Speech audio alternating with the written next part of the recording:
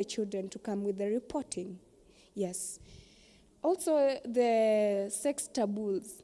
Yes, there are sex taboos, but the world is changing.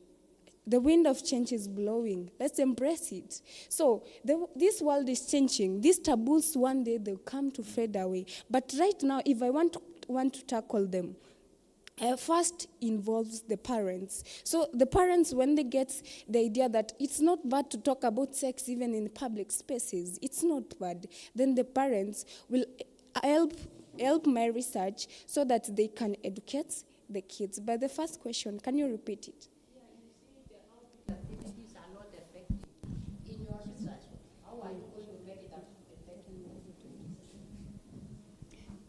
The outreach activities. So collecting data, basically, I'm going to consider the rural areas. I can do even my research here around Tfgbv, KABIANGA, so that these outreach activities, I can start from where I'm standing, because everything has got a start. I start from where I am.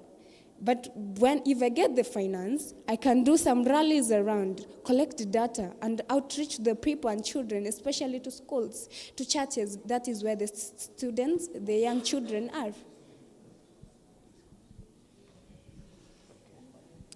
are. Thank you so much for that insightful research that we want to undertake and implement. Now, my question is, if you are to meet your sponsor now, at this specific moment, in 1 minute, can you pitch your idea just in 1 minute? Can I pitch? Your idea. Can you explain what your idea is just in 1 minute? I can do that. Just do that. Do it. Do it yes. Right now. Your sponsor is here. Your sponsor is here. And he or she has no time. Actually, munapitana kwa corridors if ukipita, right? I want you to practice. How can you pitch that idea that you have in 1 minute or 2 minutes? Okay, I can do that. I just go straight to what I want. There is something called Oxea, but this Oxea, I want to tackle it, and I cannot tackle it. I want to use art, and this art is narratives. There are riddles, there are tongue twisters, there are proverbs. So if I use this art, but basically I want to use the same internet that is challenging us to tackle this art, Oxea will not be a problem in our country. You are too artistic, eh? Must be a student of literature. I would wish Director Gender, Dr. Wangila, this presentation has been for you, and you have not been alert. Yes, find time, eh? This student is passionate about something, eh? Which I believe more can be done, eh? But I want to give a chance to the audience, just to react, 1 or 2. Okay.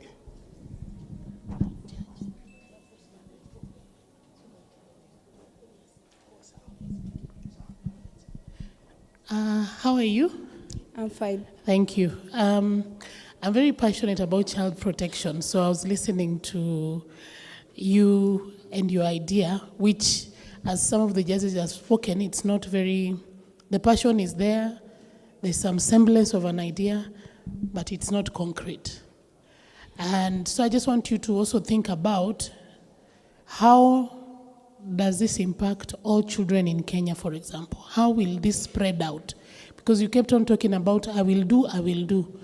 But we are looking at an innovation that we can say when we start, it reaches the children of Marsabit, Moyale. How will that be? Even if you don't have the answer, think through that idea to see how will it impact all Kenyan children, which is the best route for this innovation of yours. Thank you. One more. Do we have any other reaction from the audience, please? The students, or a comrade for a comrade, you have no questions? Eh? That rule has survived many decades. Eh? Comrades don't disturb comrades. Eh? So it seems it's in... there's a comrade. Mlindi leo umechoka sana. Yeah, thank you. I've listened to what you've said. My only concern is, do you have specific narratives or the specific arts that you have written that you're going to use as the media for communication, or you're still in the process of developing it? And is it something you're doing as an individual, or you are planning to incorporate other artists? Thank you. To answer your question, I already have started. As I am a spoken word writer, so I've addressed issues based on children. I've already started, but incorporating other artists, it is something that I'll do later, not now. Thank you. Any other question? A comment? Back to you, Chair. Okay, thank you. Let's end the conversation there for now. Let's clap for, pardon? Oh, a moment, please. Okay, thank you, Antita, for that presentation. Mine is not a question. It's just maybe an idea that you can think about. Would you think about how you can also realign that art with certain beliefs so that it takes care of belief systems, so that when you are going to think about the diverse religious beliefs, for example, then you think if it is for the Muslims, it is for the Christians, for these other groups, so that you can involve ideas towards that. Otherwise, thank you. Okay, asante sana. I hope you've noted. Okay, let's clap for her. Meanwhile, Vincent, come forward. You're next, Vincent.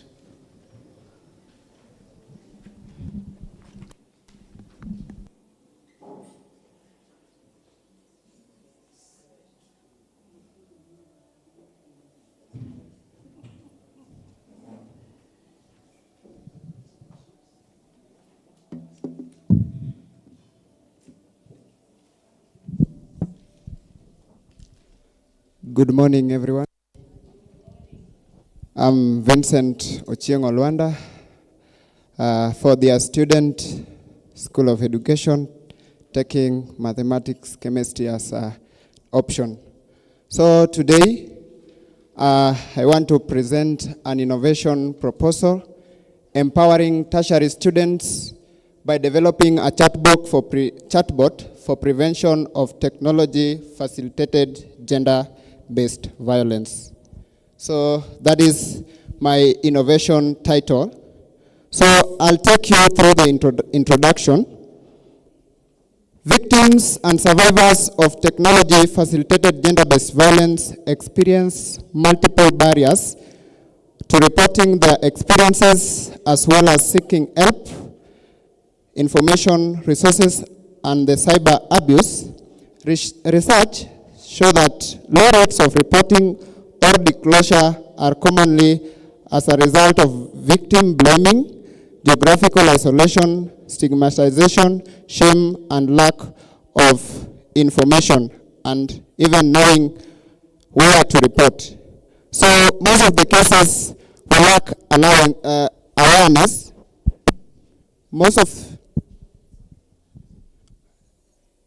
Am I audible? So most of the cases we find that we suffer in silence because we lack awareness or we don't know where to go. Yes, you have been violated. Yes, you have faced a case of cyber bullying. Yes, you have faced an online harassment. But what next? Where are you going to go? Like when I tell my friend that I have been abused, the next thing he or she will ask me, are you not strong enough to defend back? So we get that those people that we depend most on them, they cannot give us a reliant support. So that is why I thought if we can do this thing a self thing, when I have been violated online, I can just do it online, then report the person through this application, which will be using artificial intelligence, the chatbot. So it goes that digital tool are thus promising alternative pathway for more efficient reporting and help seeking and prevention. The statement of the problem. According to a research that was done by Collaborative Center for Gender and Development in the year 2024, that is the report that was given on 3rd April, it stated that 90% of the tertiary students, that is us, we are facing online violence or cyberbullying or technology-facilitated gender-based violence. And when we calculate this, it is when you count 9 students, when you count 10 students, out of those 10 students, 9 are facing cyber abuse or cyber violence.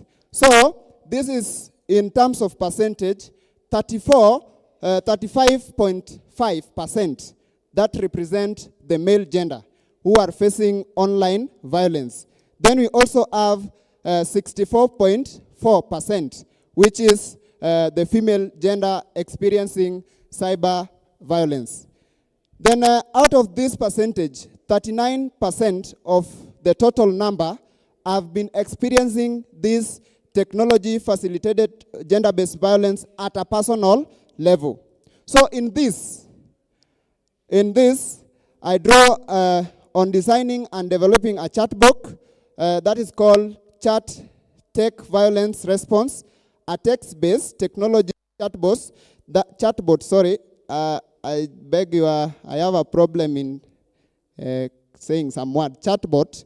So the chatbot, which is a text-based, and it will help the tertiary students. When I'm talking about the tertiary students, I'm including the university-going students like us. We have the colleges, and we also have the TVETs. So this is an application that will bring a solution to us. Then after this, if it goes successful, then we see on ways in which we can expand it. We have digital tool for responding to Tfgbv. The advance of artificial intelligence is known to be the greatest innovation for humanity and is therefore expected to have profound impact on our life. One application of the AI is a chatbot. And that is what I said I want to bring as an application to help solve technology-facilitated gender-based violence. What is this thing called chatbot? So chatbot is a processing software program that uses artificial intelligence and are designed to mimic the human conversation through text, interaction with the user for understanding the question faster and providing efficient answers. Not just answers, but efficient answers, and extract information from a larger user defined by improved timing.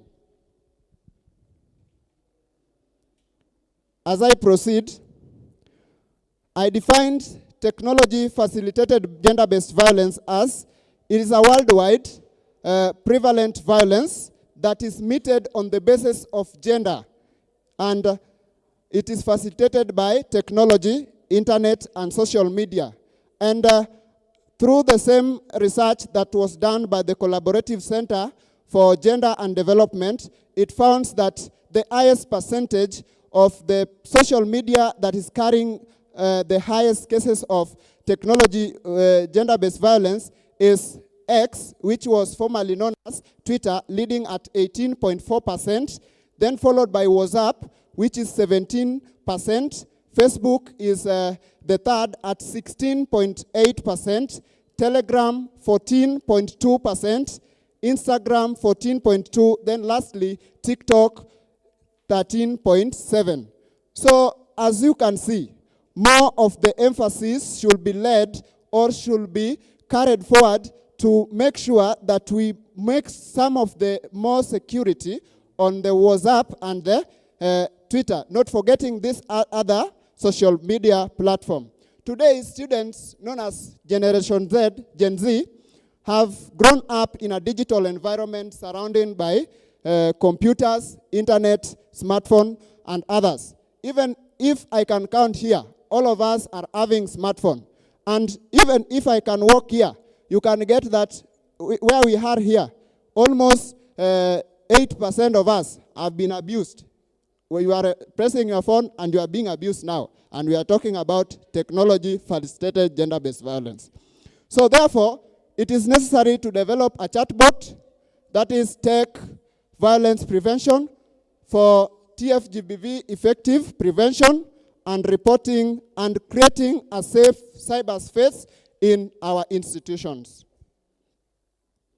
What is the objective of this research proposal for coming up with this chatbot?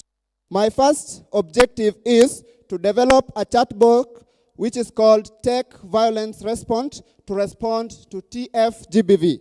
Second is to test the validity of the developed chatbot Violence Response, which will be abbreviated as CTVR with the help of experts.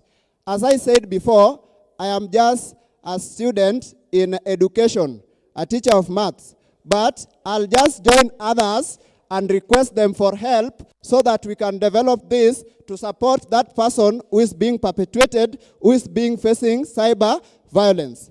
Then we have the last objective of my presentation or my innovation proposal is to identify the survivor support system of the tertiary institution student through booking and having a live counselor. We know very well that we have been having challenges in terms of money issue, the monetary issue. That is what I mean. You know, we cannot allocate all the money to GBV, but we have other sectors. So this is how I am thinking on this. The artificial intelligence, it should be designed in a way where a victim of Tfgbv, when he or she is not comfortable with interacting with the AI, he can just book an appointment with a live counselor so that they can proceed. That is by changing the status. So it is from the AI to the live counselor. So you see, you can just operate from where you are and you help someone somewhere. Please conclude in 2 minutes. Thank you. I look at the design. I use design justice approach. That is first stage. We have the design, which look on the personality, branding, and the tone. I looked also on the privacy of the chatbot. I looked on the functionality. How is it going to function? So I could explain more detail, but because of time, I'll just rush. Then the method of making sure that one happens, focus on the group and consultation, hiring technical experts, privacy impact assessment, cyber assessment, and accessing audit based on the web content access guidelines. Then the second one is the content. The content is going to base on the four themes, that is definition of the Tfgbv, the forms, legal rights, and the support system. Then the last part, we are going to add the Q&A, that is the question and answer. Then we have the feedback. After the person have interacted with the chatbot, there is a place where he or she is going to give a feedback. It is going to pop. How are you contented? Is it not relevant? And then we have highly relevant. So this one is going to help us evaluate on the progress of this particular developed application. Then lastly, evaluation, which I've talked about, using the evaluation from the liked, the four liked ones, the highly appreciated, and other one. Then expected result. I don't know if we are running from the same pace. That is what I'm thinking of this being designed. So, I'm sorry, I'm just analyzing. 1 minute, please. Thank you. 1 minute. Conclusion. This study developed a chatbot for technology-facilitated gender violence prevention among tertiary students. We expect will highly contribute to the prevention of online violence among students. Further studies should examine the effectiveness of the chatbot tech violence response. Will need to generalize and expand continuous updating of this application. And that is the end of my, my presentation. Okay, thank you. Thank you. I believe this is a proposal, just a concept, just like the one we listened to earlier. You spent a lot of time giving us a background. Then towards the end, you are approaching innovation. But you didn't have enough time. So I want to take this chance, my fellow judges, opportunity to seek for some clarification before we face the audience. I have just one clarification. You said you are going to use focus group discussion. How many people are you going to inform, and how are you going to select them?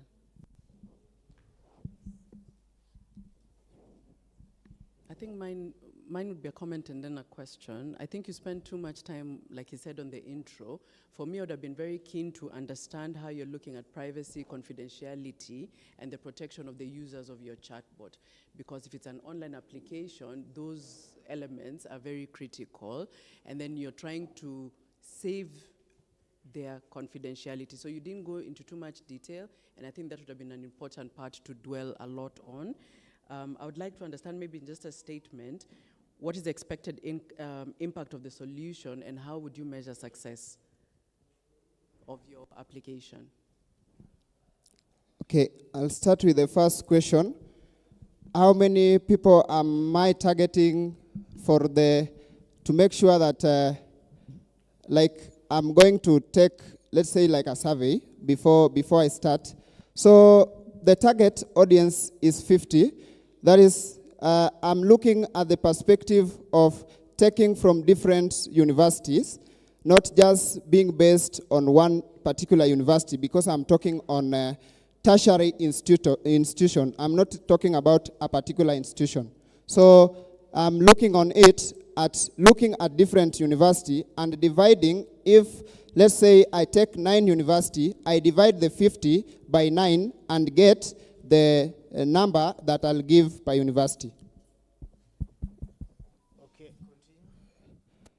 continue. I request. Take note, eh?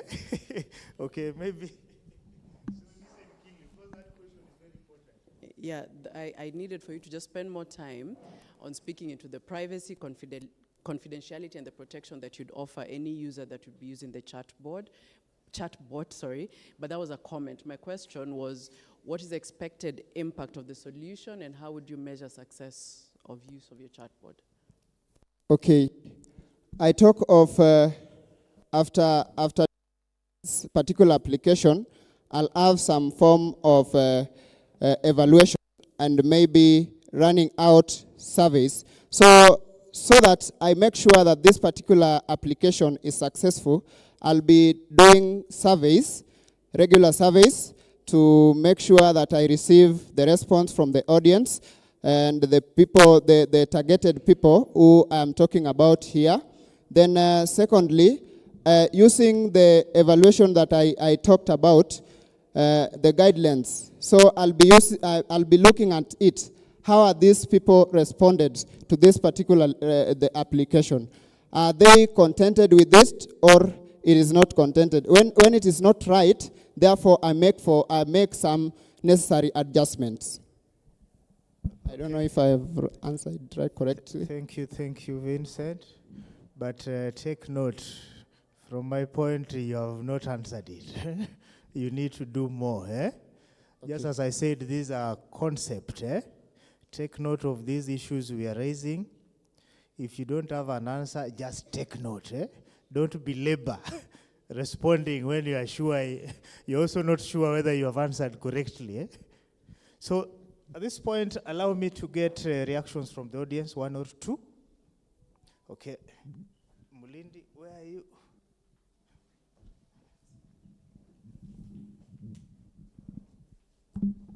Thank you very much. My question is, sometimes we have these AI platforms misbehave, and maybe a client has just reported that he has been sexually harassed through this gender-based violence. What is the option B for the same? Thank you.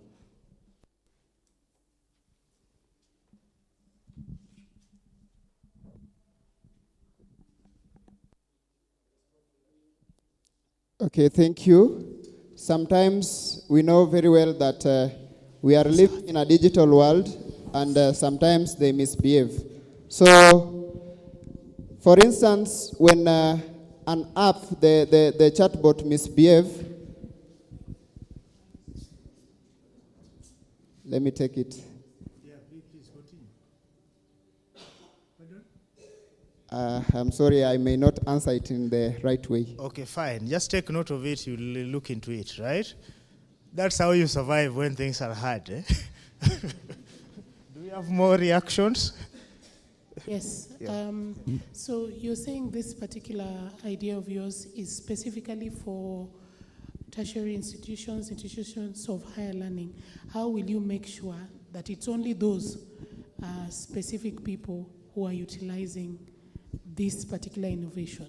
How will it be in terms of making sure that it's only institutions of higher learning? Okay, thank you. For that, as I was introducing, I said that we are using tertiary institution, being that they have a bit skills when it comes to digital literacy, so it is used for piloting. So it is not just restricted to them. If it is successful, it can be expanded to Mama Mboga, it can be expanded to those ongoing, the ongoing children's, and also to help, because they are also facing this Tfgbv. Vincent, when is the question? When do we expect this idea, this innovation to run? Okay, the question of when depend on the resources. I have the idea, but I don't have the resources. Okay, that's a good response. I believe when you say resources, you're referring to money. How much? Okay, thank you. We are talking about something that will help. We are not in trial. So for an effective, we'll be having evaluation and those surveys, the experts, the counselors. So for a successful of this thing, will require between 1.5 million to 2 million. B or million? M, million. Okay, okay.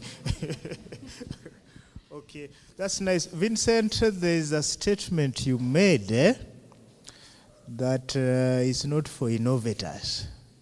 You cannot just say, I'm just a teacher.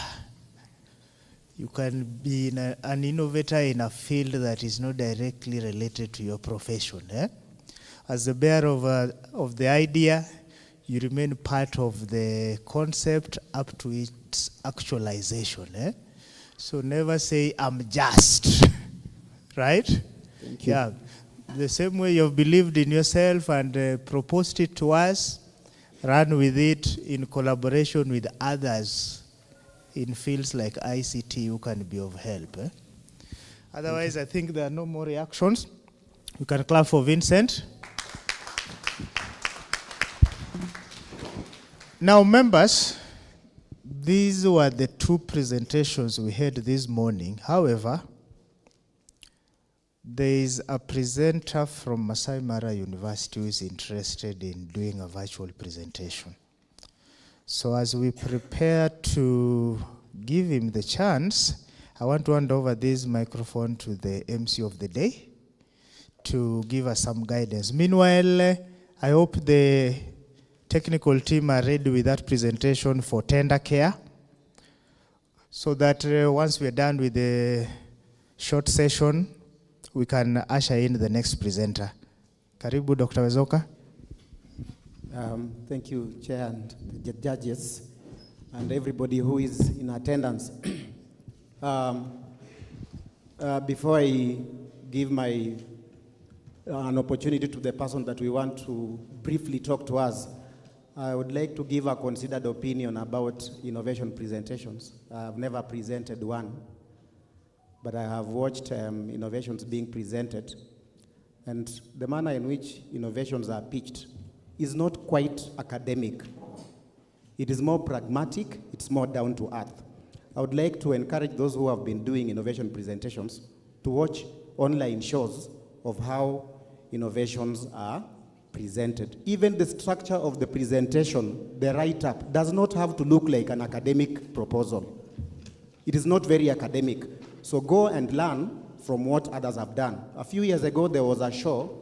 It was produced by ABC, an American Broadcasting Corporation, but it was televised by NTV. It was called Shark Tank. And then muangalie Shark Tank and many other shows that will teach us how innovations are pitched. They are not very academic. In fact, those guys who listen to innovations do not have time to engage in the literatures and quotations of who said what, where, when. Thank you very much. At this juncture, ladies and gentlemen, allow me to welcome one of the sponsors of this conference to talk to us about who he is, what his organization is, and what they deal in. It will take no more than 5 minutes to do that. Welcome, sir.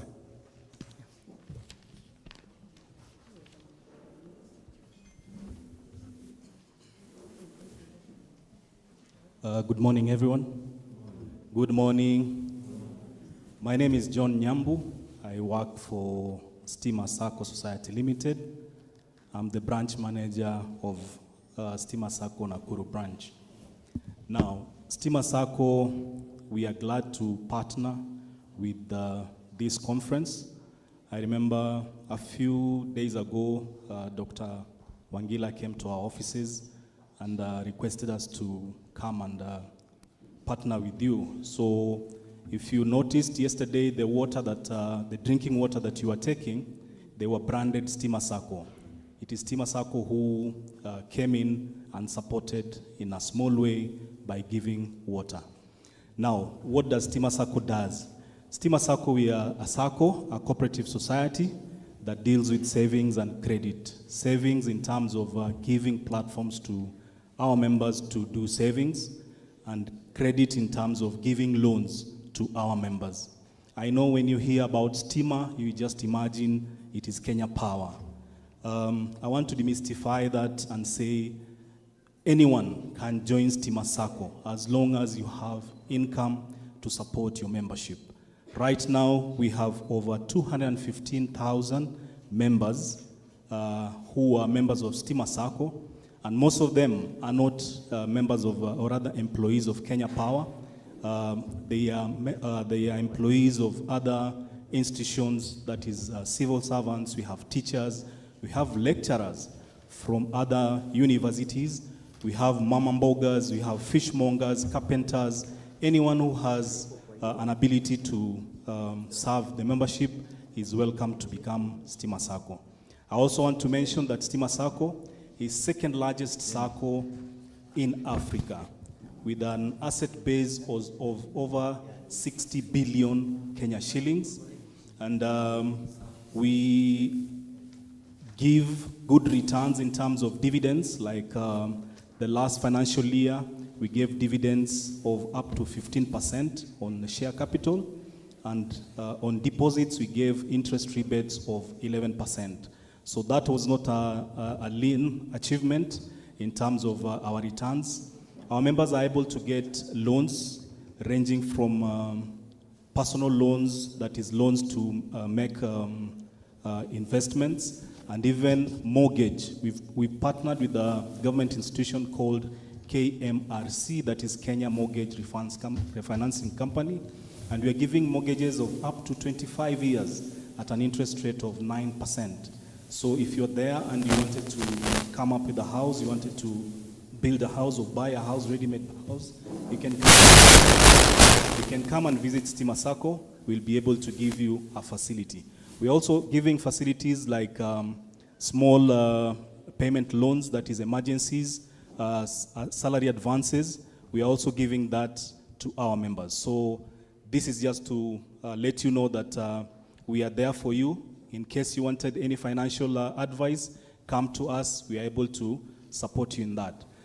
We've come with my colleagues. One of them is here, Mr. Ken. Ken is in the marketing department. And we have a tent just right outside there, entrance of the university. You can visit our tent. We'll be able to give you a lot more information. Thank you so much, and God bless you. Thank you. Well, I would like to ask for an opportunity for us to be patient and attentive so that we listen to a virtual presentation from Masai Mara, it is? From Masai Mara University. I think the chair and the judges will take charge of that. Okay, thank you, Dr. Wesonga. We have a presenter from Masai Mara, Dennis Muyo. Can you hear us? Yes. Okay, you have to present to us for 10 minutes, then we'll ask you a series of questions. So yes. When you are ready, just begin. Karibu. Okay, thank you. My name is Dennis Nzioka from Masai Mara University, and I take this moment to thank you all for allowing me to present virtually. I was caught up this week in the Kenya Innovation Week in Nairobi, just came back from that. And so thank you so much for allowing me to present virtually. I was not able to travel this morning to KABIANGA University, the venue of this event. And so I had sent my concept paper earlier, and just because of time, let me just go direct to the innovation that we had come up with together with my team. It's a platform for addressing gender-based violence, technology-facilitated gender-based violence. It's called Tender Care. So I'll begin. The Tender Care platform is designed to bring together survivors and also those who are actively facing digital violence by supporting them and providing a safe, anonymous reporting and crisis support, and also providing resources for healing and empowerment. So as you can see from my screen, this is the interface for our platform. We have the navigation bar. We have a button to report any case that is happening to you or to any person that you know. We also offer support and resources.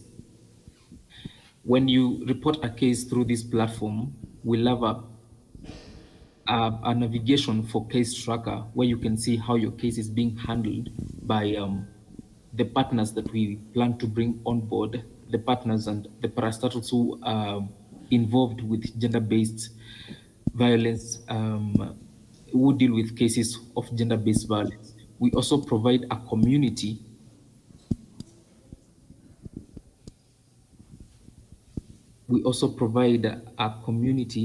for all the survivors and a safe community in that case for anyone in the digital platform. For example, we are targeting mostly the Gen Zs who are the most affected by the technology facilitated gender-based violence. Well, we have the interface is user-friendly and intuitive. So we have two quick buttons one is for reporting an incident, and the other one is to get immediate help.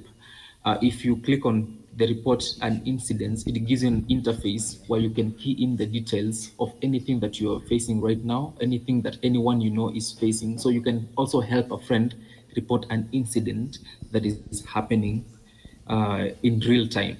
And so with getting immediate help, we work with volunteers, people who are gearing towards having a zero world, a zero gender-based violence world in the digital space. So with the immediate help, you can get a 24/7 support from our platform. We also plan to bring in the psychiatrists and therapists who have specialized in gender-based violence. So we have a tab or a section for help from these therapies. So in our platform, you can see those who are active right now. For example, we have a gender-based therapist and a psychiatrist for the same. So if you are seeking for help, you can contact them right away. Then we have other two buttons for joining a safe community of survivors, or a community of people who want to know more about gender-based violence, want to stay safe from gender-based violence. Then you can also share your experiences in this very same community or in this platform. You can share your experiences to help others know where this gender-based violence happens and how it happens and how to stay safe from such cases. We also intend to keep our users informed and to stay empowered by offering and giving them bi-weekly newsletters. Twice a week, we send newsletters to them for the latest updates, initiatives, any resource that we come up with, and support opportunities, and also prompting people to become volunteers in our platform to help spread the word in social media and in any other platform that they can do that. We also give our metrics to people so that they may know what we are doing. We give metrics on the total reports field. As I said earlier, in this platform, you can report any case that has happened to you or that is happening to any person. So when you report a case, we compile all that report and we give the metrics of people, even the survivors that we have assisted. We have educational resources that we are planning to distribute. One way of keeping people informed is giving them educational resources, and we intend to give this through our platform and through social media platforms.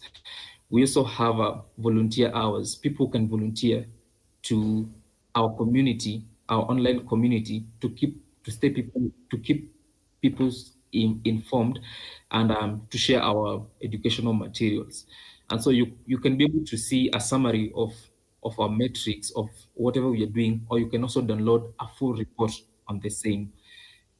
And so that's the whole platform.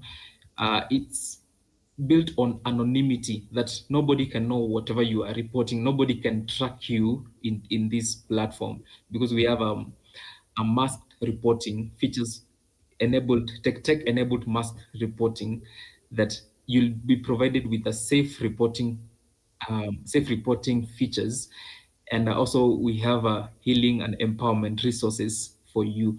So in the critical support, just to as I finish, in the critical support, we want to bring together the therapists, and it has to be affordable, because we want to partner with them, not just for them coming to make money in our platform, but to partner with them to provide affordable packages that people in our community can get healing lessons and therapy sessions from them. So that is all about Gender Care Platform. And thank you so much. And I can welcome any questions.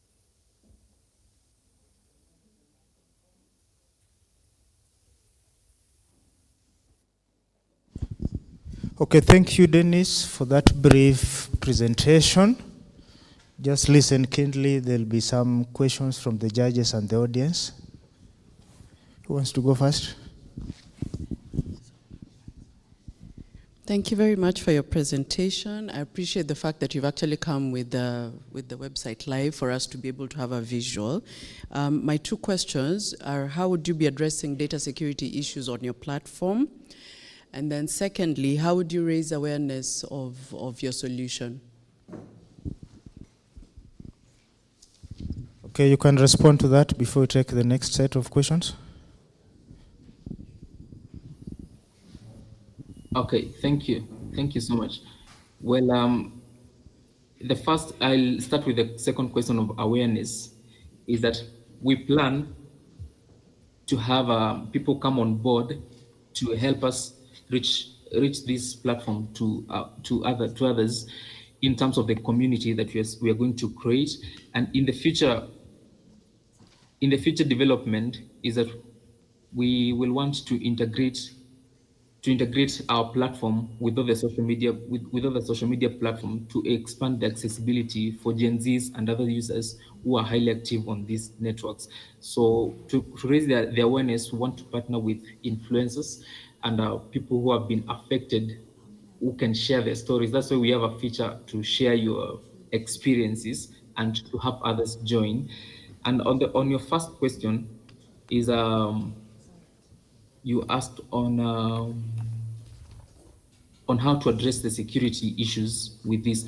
So our module, our interface, we want to have a safe and anonymous reporting with an option to upload your evidence and describe each incident in detail. So, well, each report will trigger a response from trained support professionals, and we will not collect your data just by joining the platform. We want everybody to join the platform anonymously without triggering any other person in the platform to know who you are. But if we have to collect your data, will be when you are reporting any case. If you want to report any case, that's when we will collect your data. And we will also use encrypted communication, because that's what meets the Gen Z demand for control over personal information. So we will have a feature called Quick Exit. Quick Exit is a feature that will allow users to leave our platform without leaving any digital trace. We know many platforms track the user behavior by using cookies and other policies, but for us we will not have that, because it's very essential in this generation which is so conscious of digital security. So the platform will offer anonymous browsing options, and we'll have encrypted communication without revealing the user identity. Okay, thank you. Do we have any more questions? Okay. Thank you so much for the presentation. A couple of observations. The first one is your solution a web-based platform? And if it's so, how do you ensure accessibility, especially for the people within the hard-to-reach places? The second one, is this solution a solution for a third party to use, or is it the immediate direct survivor of any form of GBV? Then the last one, apart from what you've already outlined, what other resources do we have in using the tender care? Here I'm looking at, apart from probably having the experts and all that, do we have other resources like awareness messages? Do we have some kind of support? For example, if I want to call for child help, do we have that, or do I have numbers for ambulance, police, that kind of thing? Thank you. Yes, thank you so much. I'll begin with your very first question. Well, the challenges and the limitations that we will face as tender care is, although we have designed it for digital natives in mind, we face challenges related to internet access and maybe potential resistances in some regions. So we'll need to scale it up to include other broader demographics. Maybe we would have USSD for people who cannot access through their mobile phones, because it's a web-based application, and we also have a mobile application for the same. But a web-based application is more better nowadays than going to download an app from the Play Store and installing it in your phone. That's from the user experience part. We realize that when you create a web-based application, when people can access it through the website, it's easier than when people download an app from the Play Store, because if your phone storage runs out, the first thing you need to uninstall is an app that you do not need to use every time. And also, so that's what we need to have, is a USSD for quick reporting if someone cannot access the internet. But with the generation, the way this generation is going, and we are in the information age and the digital transformation that is coming up, so I believe that we are positioned in an advantage position, because everybody is moving to the digital way. And well, statistics say that by 2030, the internet will be a basic need.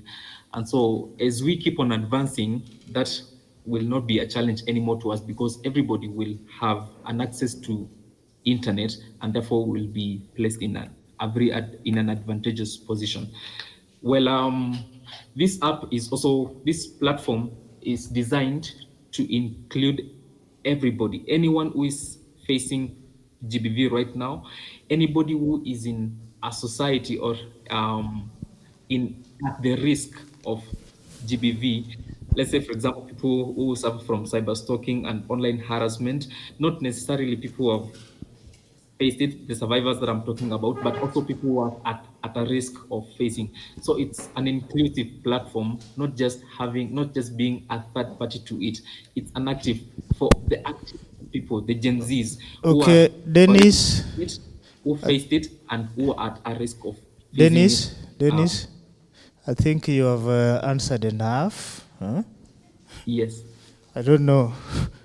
The audience, are you satisfied with the presenter? Can you clap for him? Dennis, we are clapping for you. Are you happy? Now, yes, I'm very happy. Thank you so much. I don't know whether you're the same person having an abstract presentation from Masai Mara. Eh? I'm not sure. I sent both the abstract, the paper, and this innovation. So, Don Soy, where are you? You have more details of this Masai Mara team. We need to move on, and I'll beg that you allow the judges to retreat as you handle the other businesses. We sort the final issue, please. Thank you so much. There was another presenter? No.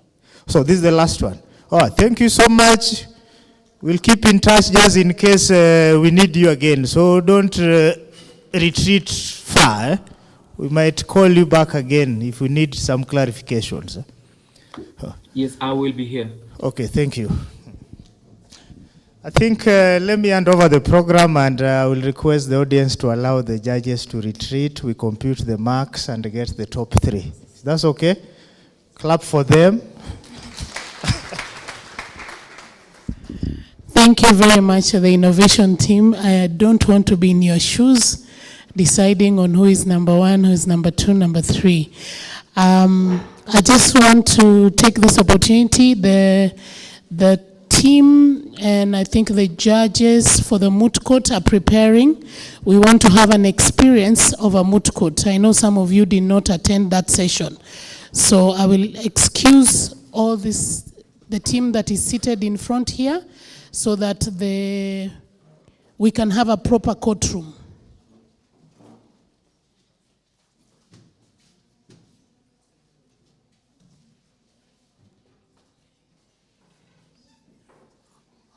All right.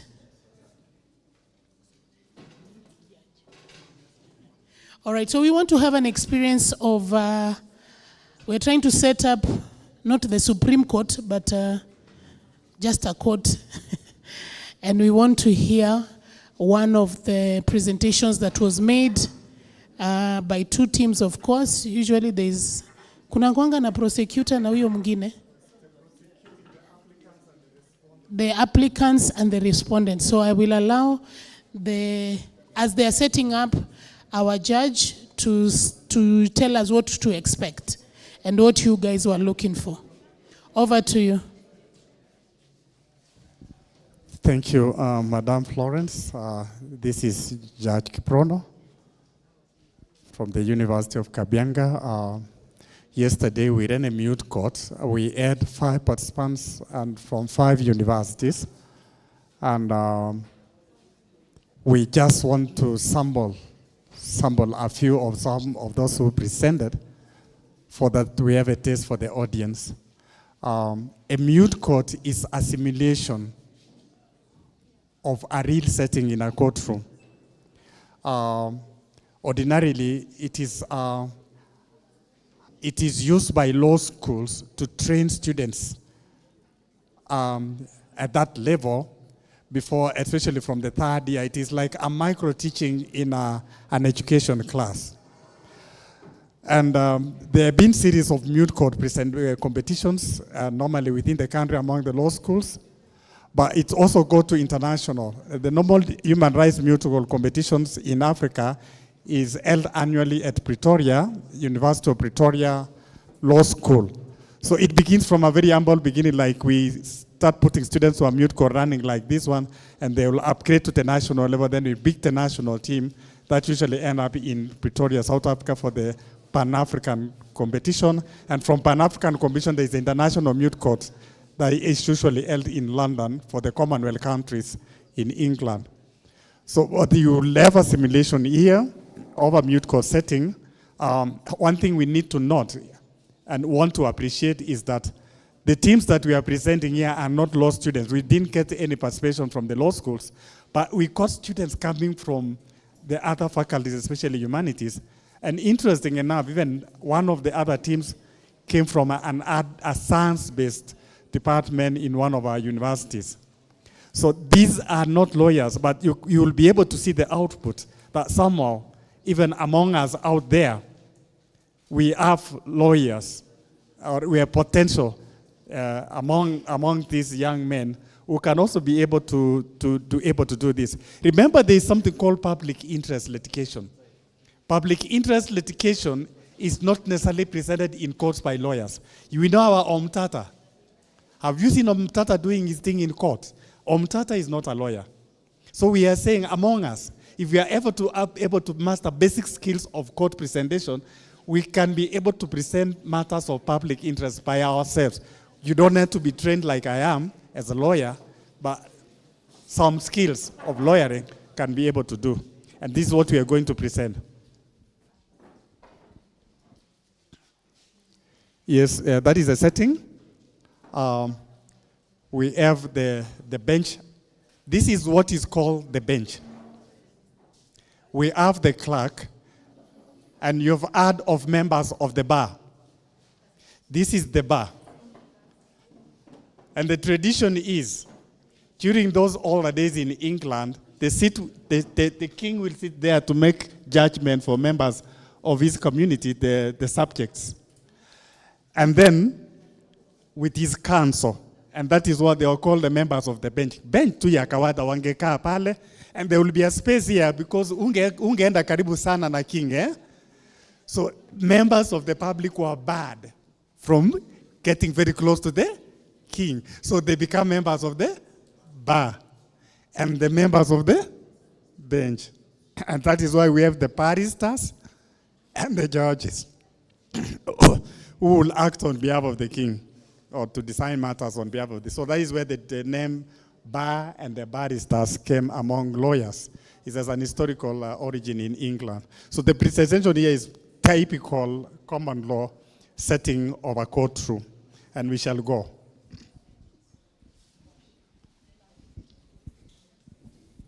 So we have sampled 2 teams, not because they are the best, but because I think they are the host.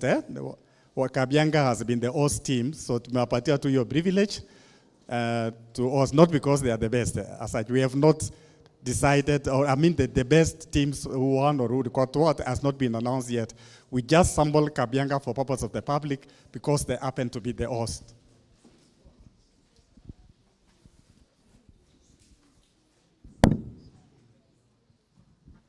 The clerk to the court, be seated. council, take your seats.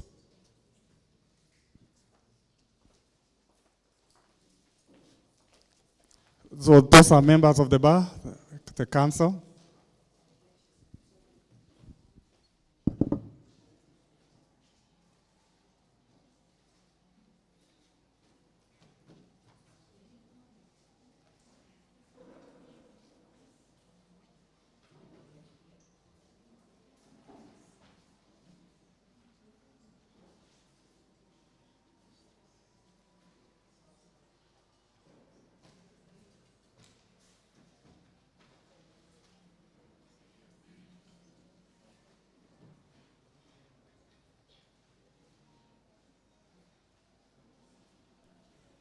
Ladies and gentlemen, just remember, silence in.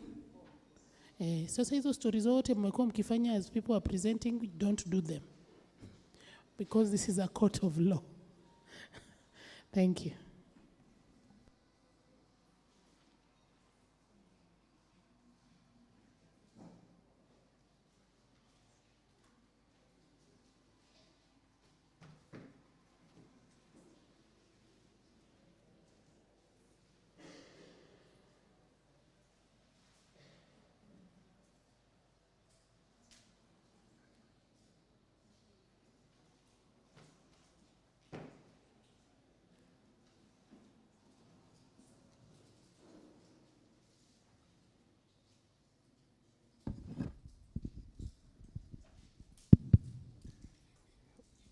All rise.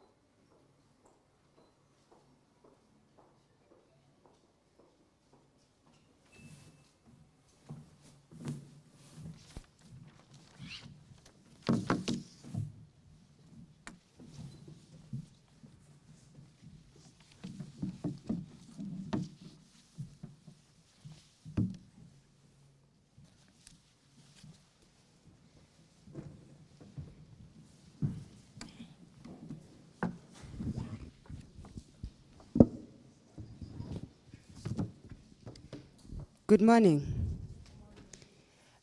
Today we have the Court of Appeal seated, and we'll go straight. I'll introduce my bench.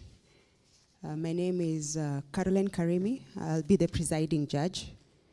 I'll be deputized by Stephen Mutua, Professor Stephen Mutua. All right, and then we have William Kiprono, Wakili William Kiprono. And then we have Onyx. And on my side, we have Shadrach. We had Judge Leonida, who is not here today, but it was a six-bench judge, six-bench court. And today we have two teams. One will be the applicant, and the other one will be defending. We had many other teams, and we would like to acknowledge all the teams that participated in the moot court. As you have heard, many of them don't have a legal background. So I will allow the deputy presiding judge to introduce the other teams. Thank you, Your Lordship. Good morning, everyone. We had a team of 5 different teams from different universities. 2 from University of KABIANGA, the hosts, 2 from University of Kibabi, and 1 from University of Eldoret. For purposes of acknowledging and appreciating the work done by the teams, I would like to give the names of the specific participants in the moot court. And if you are in the house, you just kindly arise, we recognize you. Team A of University of KABIANGA, we have Scholastica Wanyaga, you arise. we have Mechi, Nyoar. Let's appreciate them. Team B, assume your seats. Team B of University of Kabianga, David Anekea, Aflin Yvonne Ouma. Let's appreciate them. And those are the teams that will just showcase what was happening in the moot court bench. From University of Eldoret, Valerie Owela. Thank you. Jesse John Otieno. Let us appreciate the two. Team A, Kibabi University, Vincent Nyamwaya. Faith Juma. Let us appreciate that team. Then finally, Team B of Kibabi University, Gloria Ngari and Marilyn M. Dhuo. Let's appreciate them in their absentia. Thank you.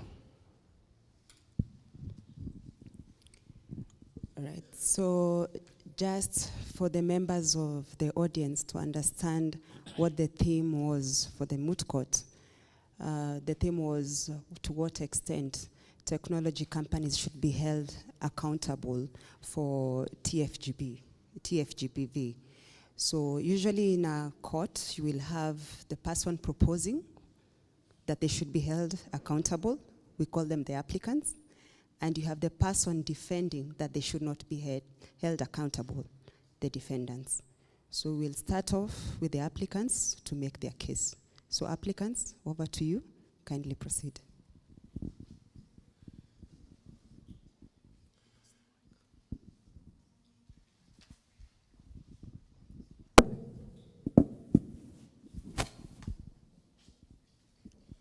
May it please the court. My lady and my lords, my name is Scholastica Wanyaga, and the lead counsel in this matter. Counsel for applicants, members of public, and my colleague is Mechi Snyder.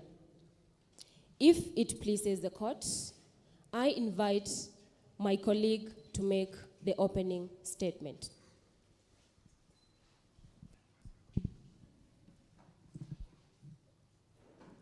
My lady and my lords, this matter is about holding technological company accountable for technology-facilitated gender-based violence. My lady and my lords, in this matter, we shall rely on the following points of law. Number 1, constitutional law. Number 2, duty of care at common law. Number 3, legislative law. And number 4, international law, the details of which we are submitting to the court as abandoned.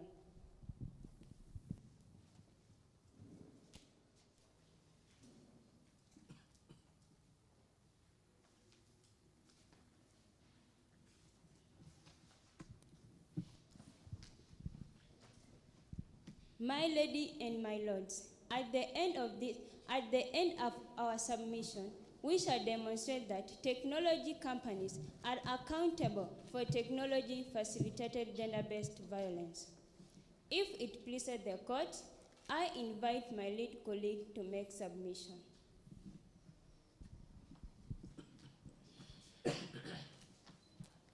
My lady and my lords, this matter is founded on social justice theory and public interest litigation principles.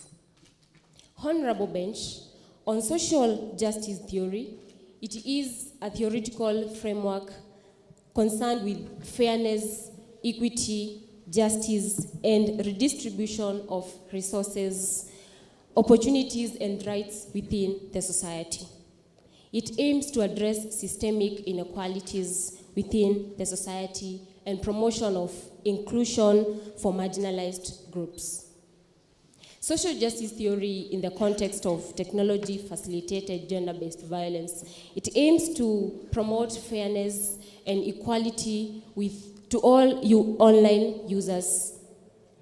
It argues that technology companies are to be held accountable for ensuring that they prevent harm and have a responsibility to protect the online users. Honorable Bench, on public interest litigation, it is a mechanism that allows groups, individuals, and organizations to approach the court to seek justice for the wider part of the society. This matter is concerned on the public welfare. My lady and my lords, the principles are anchored on relaxation of locus standi. The Honorable Bench, as advocates for members of public, we shall argue the points of law as follows. 1. Constitutional law. My lady and my lords, technology companies are held constitutionally accountable for failing to implement adequate safeguards against technology-facilitated gender-based violence. As such, failures infringe upon fundamental rights and freedom of the users of the digital space. The technology companies are therefore held accountable for violation of right to dignity as articulated in Article 28. The Honorable Bench, the Constitution of Kenya, recognizes that every individual has the right to be protected his inherent dignity by the Constitution. Technology-facilitated gender-based violence such as cyber harassment, doxing, or non-consensual sharing of images directly undermines victims' dignity. Technology companies, as enablers of communication, they have a responsibility to ensure that their platforms do not become environments for perpetuating harm to the users. And Article 27, it articulates for right to equality and non-discrimination. All citizens are therefore, on grounds of gender, it articulates for equality and non-member should be discriminated. When platforms fail to implement adequate safeguards, they therefore expose the users to technology-facilitated gender-based violence, allowing the systems to become environments for harassment and abuse. Freedom from violence, as articulated in Article 29, it prohibits the technology companies from perpetuating violence by the users, whether physical or psychological. Therefore, my lady and my lords, the technology companies owe an obligation to ensure that their companies do not become environment for harm and causing risks to the users. Public duty to protect against harm, as articulated in Article 46 of the Kenyan Constitution. It guarantees consumer rights, ensuring that services provided to the public, including digital platforms, are safe, reliable, and protect public welfare. Article 10 of the Kenyan Constitution embeds national values such as human dignity, equality, and social justice. Article 20, Section 5, stipulates that interpreting laws must consider the need to promote public interest. Under duty of care at common law, the Honorable Bench, technology should be held legally accountable under the duty of care principles, that they have a responsibility to ensure that they do not expose users to foreseeable harm. The companies are therefore held accountable for breach of duty to prevent foreseeable harm. Under common law duty of care, the technology companies' principles of negligence establish that entities owe a duty to protect individuals that are likely to be affected by their operations. In case of Donoghue versus Stevenson, UK 1932, which continues to inform Kenyan negligence of law, If it pleases the court, may I invite my colleague to conclude on submissions.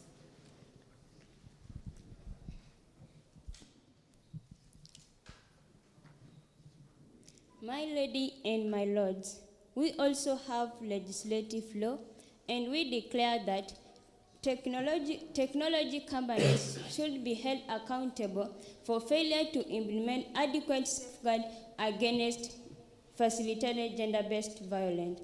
Our argument is based on compliance with legal mandate to prevent cybercrime. Under this, we have Computer Misuse and Cybercrime Act 2018. My lady and my lord, Section 24 criminalizes cyber harassment and places liabilities on individuals who use technology to harm others. However, platforms indirectly facilitate this harassment by failing to provide mechanisms to curb such abuse. We also have Section 27 that penalizes the distribution of intimate images without consent, a common form of technology-facilitated gender-based violence. My lady and my lords, platforms that fail to implement safeguards for the removal of this content are seen as enabling violation to this provision. We also have Consumer Protection Act 2012. On this act, this law requires providers to ensure safety of their services. My lady and my lords, technology companies that fail to mitigate non-risks such as cyberstalking and harassment are seen as violating their rights to protect foreseeable harm from the users. My ladies and my lords, in the case of Kenya Power and Lighting Company versus Joseph Haemba Njoria 2021, the court emphasizes the duty of the providers to ensure the safety of the public. My lady and my lords, this reason should be applied to technology companies that provide digital services to the public. My lady and my lords, although in the case of Kenya Human Rights Commission versus Communication Authority of Kenya 2018, the court emphasizes that public interest must guide the regulation of private entities especially at the time when societal harm is at stake. My lady and my lords, yes?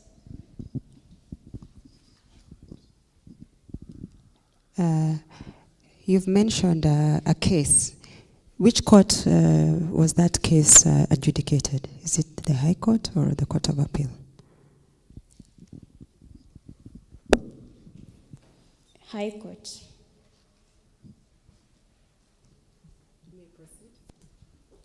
My ladies and my lady and my lord, we also have international law, and under international law, we have Universal Declaration of Human Rights.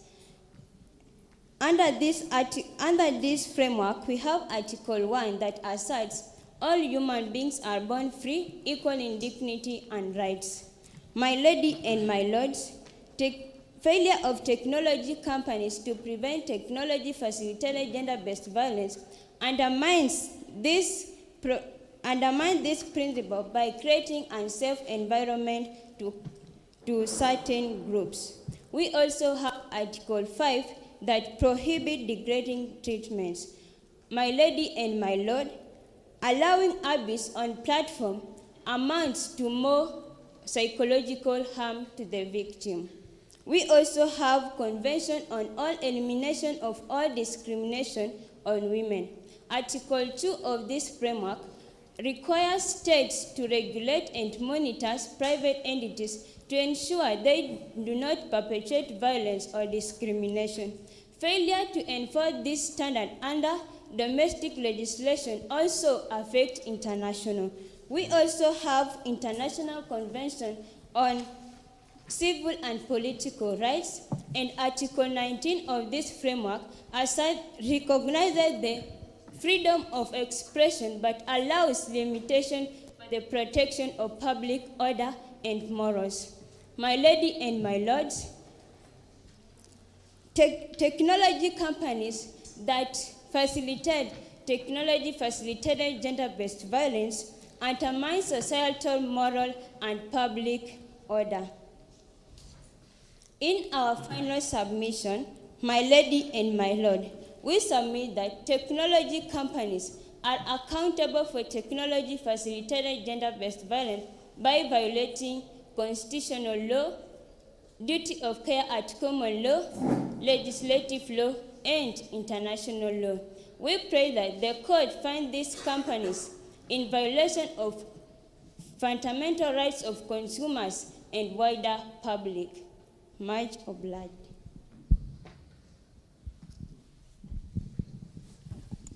Thank you. Councils, I'd like a clarification. I see in your bundle you have referred to control over platform dynamics.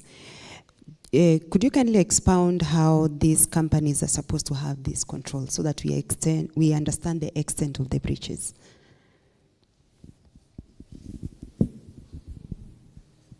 Pardon, please. Pardon. In your bundles, where you have the subtitle articulation of the argument, you speak about control over platform dynamics. Could you kindly expound on that control that you argue the companies are supposed to have so that we understand the extent of the breach? Much obliged.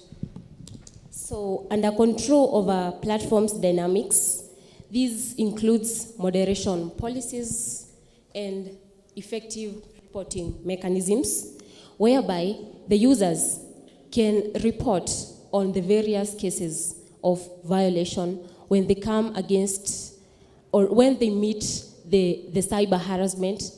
There should be effective reporting mechanisms and policies that are effective set in place to be followed when such issues arises. Much obliged.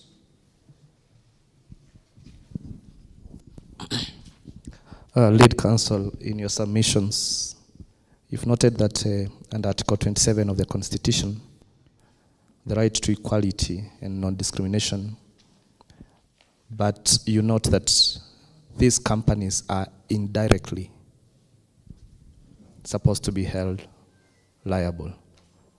Why do you want this bench to hold the companies directly liable as per your submissions? Number two,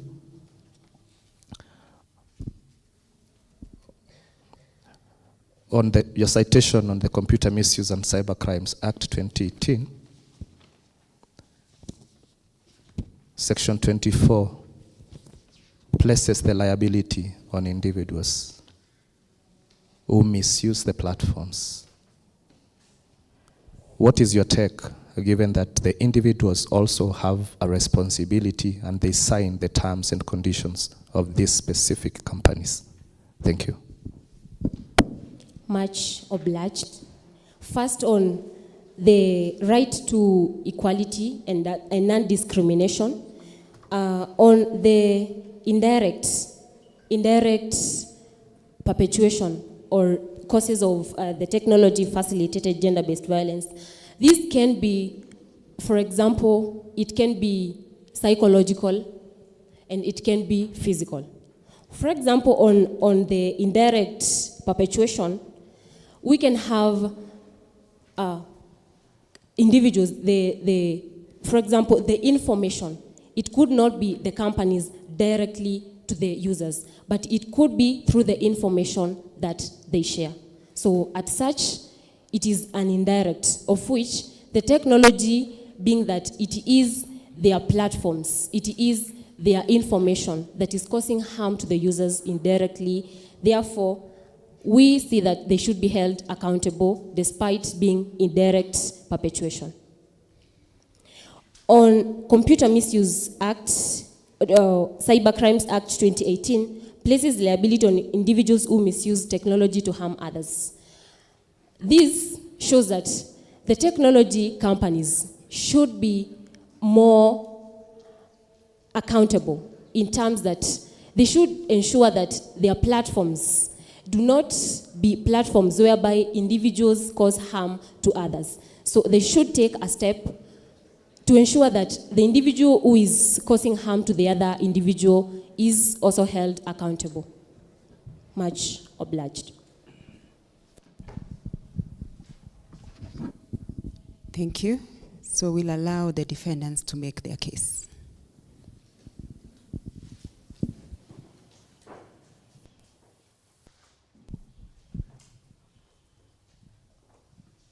May it please the court. My lady and my lords, my name is Aflin Yvonne Ouma, the counsel for the defendant technology companies, and my colleague is David Anikea Amimu. My lady and my lords, the applicant seeks to find technology companies in violation of law and that they have technology-facilitated gender-based violence. My lady and my lords, we seek a rebuttal of this argument and demonstrate that they are not. My lady and my lords, in this defense, we will rely on the following points of law, principles, and theories. Number 1, legal realism theory. Number 2, constitutional law. Number 3, legislative provisions. Number 4, socio-economic empowerment and public interest. And lastly, number 5, mitigation. The details of which we are going to submit to the court as a bundle.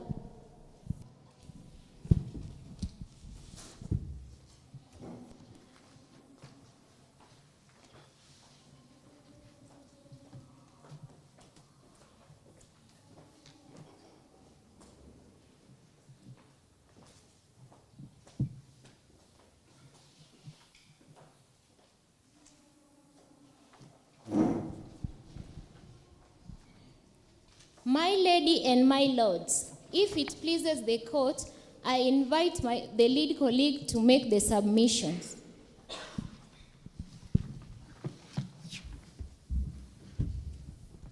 My lady and my lords, we submit that the defendants have not violated any law and are not accountable for technology-facilitated gender-based violence.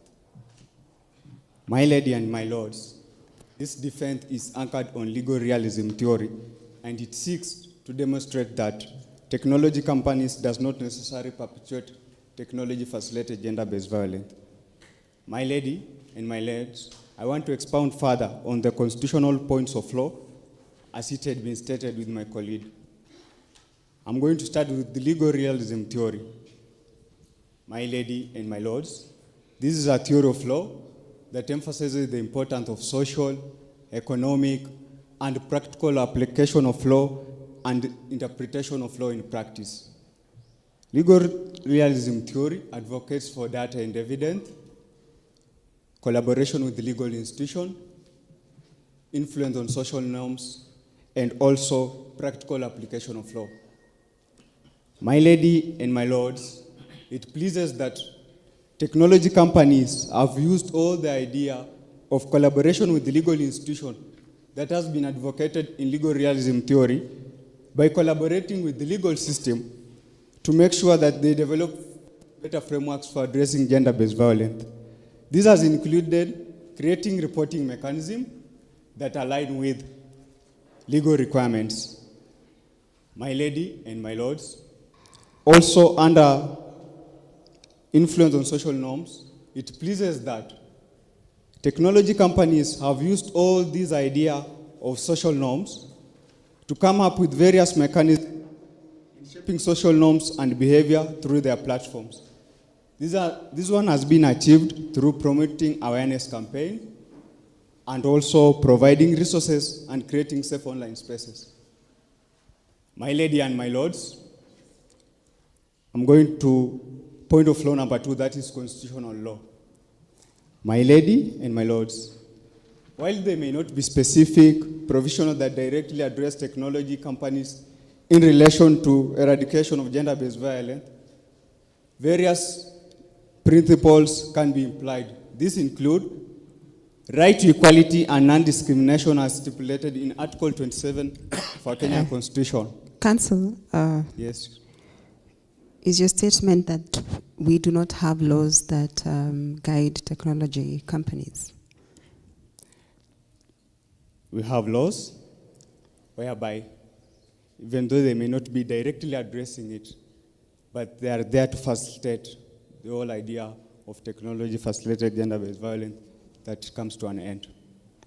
You're familiar with the Data Protection Act? Yes, I'm familiar with it. Okay. We have the privacy right as stipulated in Article 31 of our Kenyan Constitution, my lady and my lord. You get that Constitution often protect individual right to privacy. Technology companies has ensured that users' data is handled responsibly and that privacy protection are in places to safeguard individuals from stalking, harassment, and also any other form of gender-based violence. We also have the freedom of expression as stipulated in Article 33 of our Kenyan Constitution.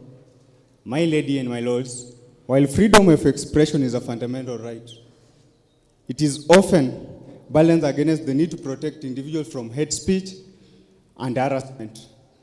My lady and my lords, it pleases that technology companies have implemented policies that limit harmful speech, including that which perpetuates gender-based violence. My lady and my lords, in the case of Code versus the Republic of Kenya 2015, the Kenya court recognizes that laws limiting freedom of expression must meet the proportionality test to avoid undue infringement. My lady and my lords. Council, is that which court delivered that judgment? High Court or the Court of Appeal? The Court of Appeal. My lady and my lords, under points of law number 3, that is legislative provision.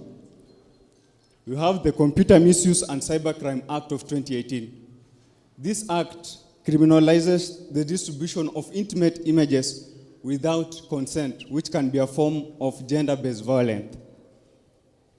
My lady and my lords, please, that technology companies have updated their compliance programs to align with the provision of the act.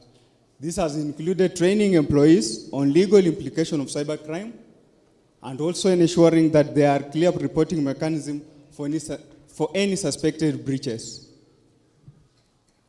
My lady and my lords, in the case of Bloggers Association versus Attorney General Petition number 206 of 2018, challenges the constitutionality of several sections of the Computer Misuse and Cybercrime Act 2018. My lady and my lords, we also have the Sexual Offense Act 2006. This act includes provision that can be applied to online sexual harassment and exploitation. My lady and my lords, it also pleases that the companies have implemented content moderation policies to detect and remove contents that violate the Sexual Offense Acts, and these mechanisms include blocking tools and also reporting tools. My lady and my lords, then the last one on the points of law have the social economic empowerment and public interest. My lady and my lords, when families are pushed into poverty, harmful practices like gender-based violence increases. Unemployment and economic distress also increases instances of gender-based violence. My lady and my lords, technology companies have created job opportunities, therefore reducing instances of technology-facilitated gender-based violence. My lady and my lords, the balance of individual rights should be taken into consideration against the protection of technology companies for the wider public interest. My lady and my lords, if it pleases the court, I invite my colleague to make the final submissions.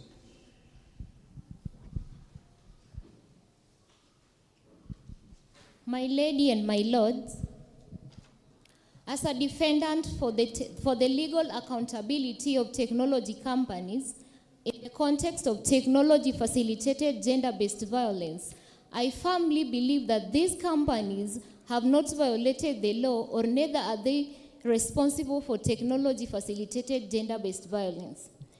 My lady and my lords, technology companies have developed an AI-powered chatbot, and this chatbot has got a fictional character. My lady and my lords, this innovation is able to address the instances of sextortions and online harassment. My lady and my lords, this innovation has brought to our attention the story of a 21-year-old girl called Fabi Grossi. This girl realized that the ex-boyfriend had posted her intimate videos online, and this chatbot helps users to interact with Fabi, learn from her experiences, and to this, my lady and my lords, it has helped support girls and women who are experiencing online harassment through experts and activists. My lady and my lords. Council, sorry. From which country was the lady from? You need to understand the jurisdiction. Brazil. My lady and my lords, technology companies have also developed a visual safe space. This visual safe space provides information on gender-based violence, and it also provides information on sexual and reproductive health. My lady and my lords, technology companies have developed automated systems and human moderators who are able to identify and harmful contents from their platforms. My lady and my lords, technology companies have also created awareness and mitigate users' risks to violence. For example, they have come up with a safety pin mobile app that crowdsources and maps real-time data to provide a safety information to the public. Your Honor, this app uses location safety scores to provide users, primarily women and girls, to plan their routes and look for safe places to stay. My lady and my lords, technology companies have also come up with an app called Walk Freely. Your Honor, this app enables users to discreetly share information on instances of sexual harassment. These information are visualized on an interactive map, and they are normally shared with the authorities, and therefore the perpetrators are always held accountable. My lady and my lords, I can also ascertain this by saying that technology companies, being private entities, they are normally guided with the Constitution of Kenya, that is Article 232, that stipulates the values and the principles of public service. I firmly believe that these technology companies have also put this into practice to ensure that their users encounter transparency and accountability when it comes to using of their platforms. My lady and my lords, in our final submission, we submit that technology companies have not violated the law, or neither are they responsible for technology-facilitated gender-based violence. It is our prayer that the Honorable Court do not find technology companies in violation of law as submitted by the applicants. Much obliged.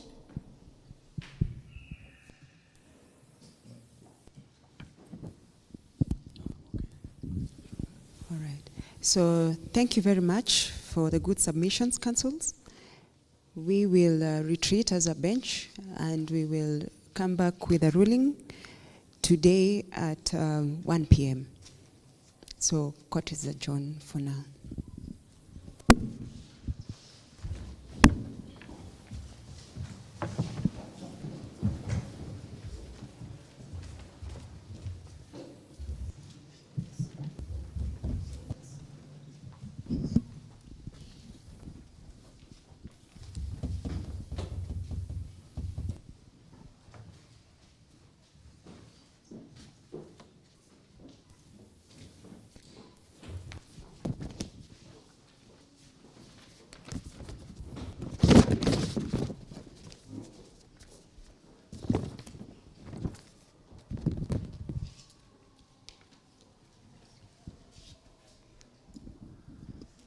Now I announce that the court is adjourned.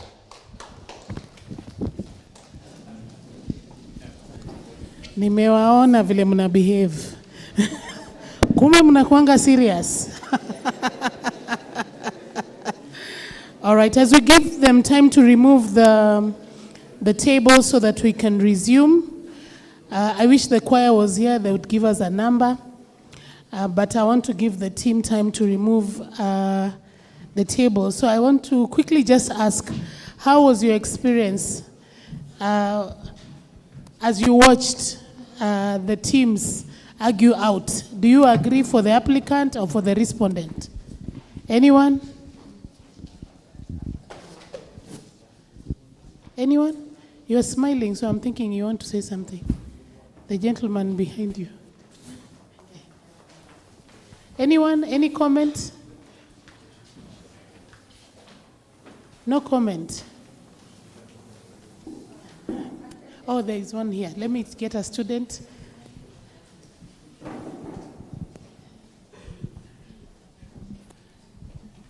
Okay, from my experience on the session, I think it is well presented, and from my view, I will support the defender side. And there was an example that was used, like of Facebook. And when you go to Facebook, you are being given an option of reporting. When you go to the settings, there is an option of reporting any malpractice when there is. Nowadays, there is an obvious one of the pornographic videos. And when you go to the settings, you can restrict your account so that when the notification comes, it does not go to your profile direct, you can cancel it. So I think from the defender side, they are very right, and also there is Consumer Protection Act, and they were articulating them. So I think there are enough policies that are in place to protect the consumers from being violated technologically. Yeah. Any other comments? Just give him. Thank you very much. I think You can stand up so that the guys behind can hear you, can see you. Asante sana. I think I don't agree with either side. So I'm indifferent. I think both of them are making a point. I think technology technology companies should be held accountable, but when? I think when it is confirmed that they have deficient features for protection. So until it is confirmable that the features they have do not protect people. For example, many studies about pornography show that when people want to join those things, they say that don't show anything, pornographic. But when people join those sites, actually you see pornography, and the people at the backstage, of course, are watching and seeing that what is going on here is pornographic content. So I think to the extent that it can be confirmed that these companies have deficient features, needed features for protection, they should be held accountable. Until then, I think then if we allow it openly, as the proposers say, it will first of all limit innovation, but second of all, give responsibility for direct perpetrators to tech companies. Thank you very much. Thank you very much. Any other hand? There's a hand behind you. And then as we hear that last submission from the audience, I want the abstract team to be ready to share with us just one so that we can experience what they were seeing, and then the innovations team. And then we will take a short break and come back and do the closing ceremony. Sawa sawa? All right, please go ahead. Probably what I wanted to say is this, that there is the Consumer Protection Act, but how informed is the general population on how to report abuse online? And even if the few report abuse online, what has been done to protect them? Are there people who have been indicted for having abused others online? Or is it just something which is normalized and we satirize, laugh at it, and make it look normal. That is it. Thank you very much. So I want to close that there and call Professor Judith, you're the one taking lead on abstract? Yes, please come. Come tell us what were you looking for in these abstracts. Share with us one so that we can experience what you guys were experiencing. Thank you. Thank you. Good morning, everyone. Yeah, yesterday we had an opportunity to listen to 4 presentations. Sorry, I have a flu and my voice is a bit rough. Allow me to read out the titles of the 4 presentations. But yesterday, as we engaged in this big conversation, what came to the fore is that we need safe digital platforms that would make women be encouraged to engage to engage on the various platforms that we have without intimidation or the risk of being attacked.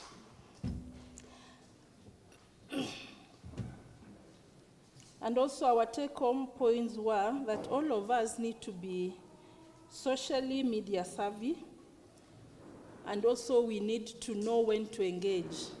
We need to know when to stop. Just give me a minute. So these are the titles of the presentations we had. We had one from Alupe University, from Dr. Sarah Bundotich, and the title was Safety in the Digital Ages, Innovative Tools and Research to Combat Tfgbv. Number 2, we had one from Kilane Wanjiru from Masai Mara University.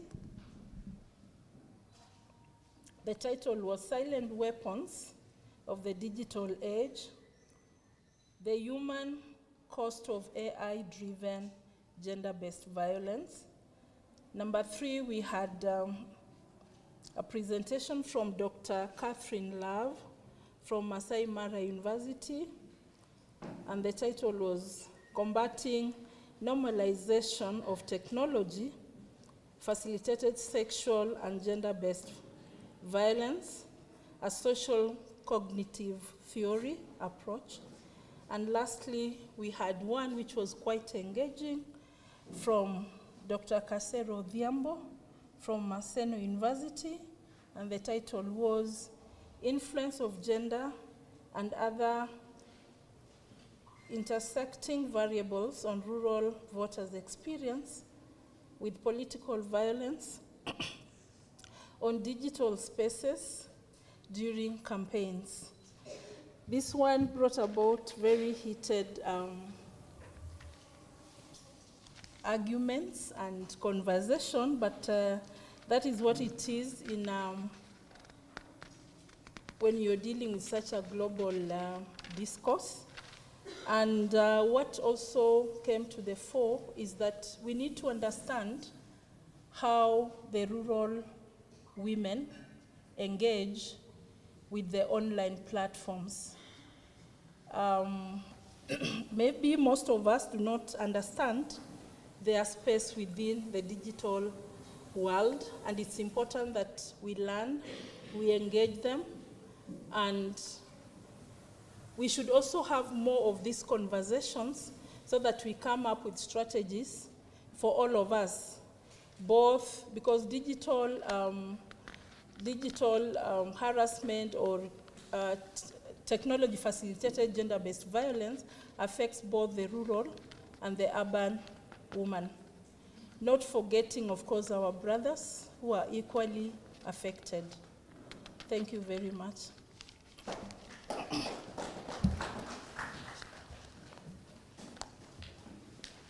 Thank you very much. Now I want to invite the lead judge in the innovations group to give us a teaser of what they were seeing. You know, we only saw one this morning.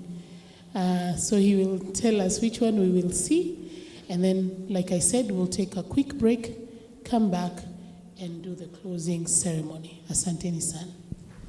Thank you. Good morning. My name is Odhiambo. I've been judging innovations. I've worked together with Amy, just Dr. Budoni, then two officers from the Office of the President. Where's my friend? Oh, he's at the back, yes. Now, we received and listened to 6 presentations. And just as I said yesterday, they were touching on various aspects dealing with children, agriculture, students, and women. And it's also good to note that most of the presentations are still at their infancy stages. They're still concepts, they're still ideas that need a lot of time to be actualized. I'm happy to report that 2 presentations are ongoing projects. One is on a mobile app targeting report of GBV. Some of my audience are online. I hope they're listening. The technical team, they're okay, eh? Yeah, so there's a mobile app targeting victims of GBV and how they can report. And this morning we listened to a presenter from Masai Mara with an app branded Tender Care. Almost the same aspect. So what we have listened to for the 2 days, they're just revolving around use of AI, chatbots and all that. Eh? And we also had a lady this morning who had a nice concept on how children can be involved and protected from these violent environments.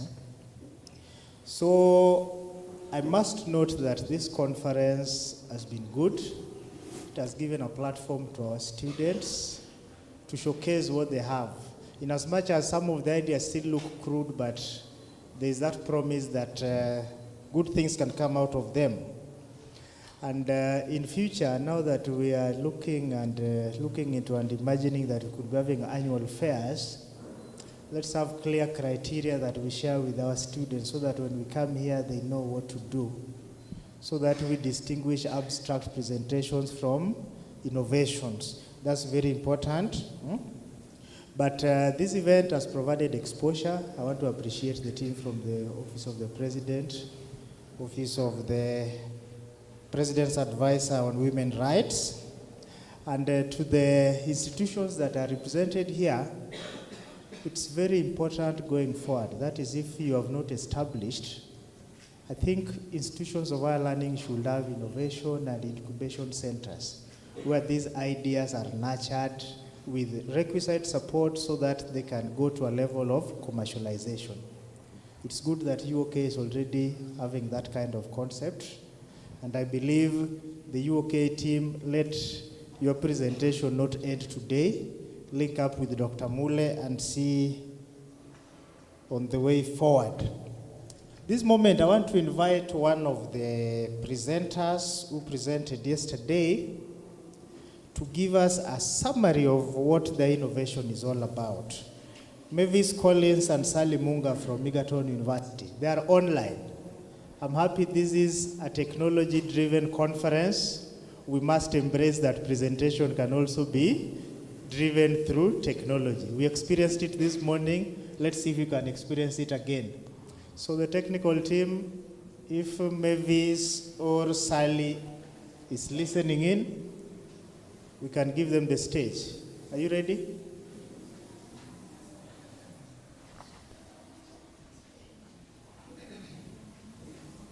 Technical team.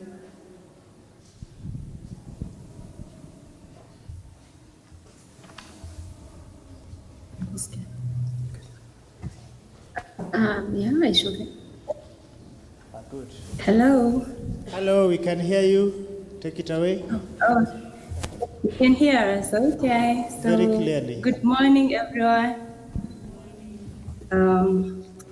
First of all, I'd like to appreciate all honorable governmental and non-governmental individuals and organizations for making it to this conference. And I'd like to appreciate the event organizers, Dr. Wangila, Madam Florence, and also the guest of honor, Honorable Dr. Harriet. Well, my name is Mavis Collins, and I have my colleague right here. Hello, I am Salimunga. Well, first of all, we'd like to apologize for not making it physically. For reasons that are unavoidable, we had to travel back to our school. And since it is a technology-facilitated gender-based violence conference, we thought it would be good to come up to use the technology to connect together, and that's a good thing. It is so unfortunate that the same technology used by some people is used by some people to facilitate gender-based violence. Well, allow me to complain a little. We have been told to use the shortest time possible, but we'll just ask for more time. Since virtual presentation would require to explain some facial expressions and body cues using words. I hope you understand. So yesterday, Dr. Harriet talked about a lot of things. She introduced to us what facilitated gender-based violence means, and she also talked about gender-based violence at large and a lot of more things. She also said that if we thought she was good... Excuse me, Mavis? Yes? In the interest of time, go straight to your innovation. You have around 7 minutes. Yeah, so that we save on time. 7 minutes. Thank you. All right. So our team identified some problems that are related to technology, gender-based violence. And the problems, most of them are, one, most people are not quite aware when they are experiencing technology-facilitated gender-based violence. And two, the ones who are aware, they don't know somehow where to report due to stigmatizations, or they are scared that the authorities might not take them seriously. And three, victims often experience mental health issues, and for some reasons, such as stigmatization, they don't know who to talk to. And four, there is not much assurance of safety that anyone can experience gender-based violence, and technologically gender-based violence. And five, if an individual happens to report technology-facilitated gender-based violence on a fellow individual, how sure are we that the victim, the reporter will not be a victim of technology-facilitated gender-based violence themselves? So our team came up with a mobile application that will help curb the above stated problems. I will let my colleague take us through the application. Thank you. Okay, so hi guys. I think there's a screen that's sharing. We'd like it if it would be the main screen being broadcasted for a moment. So I can give you an overview of our app. I want to believe we can see the screen, yeah?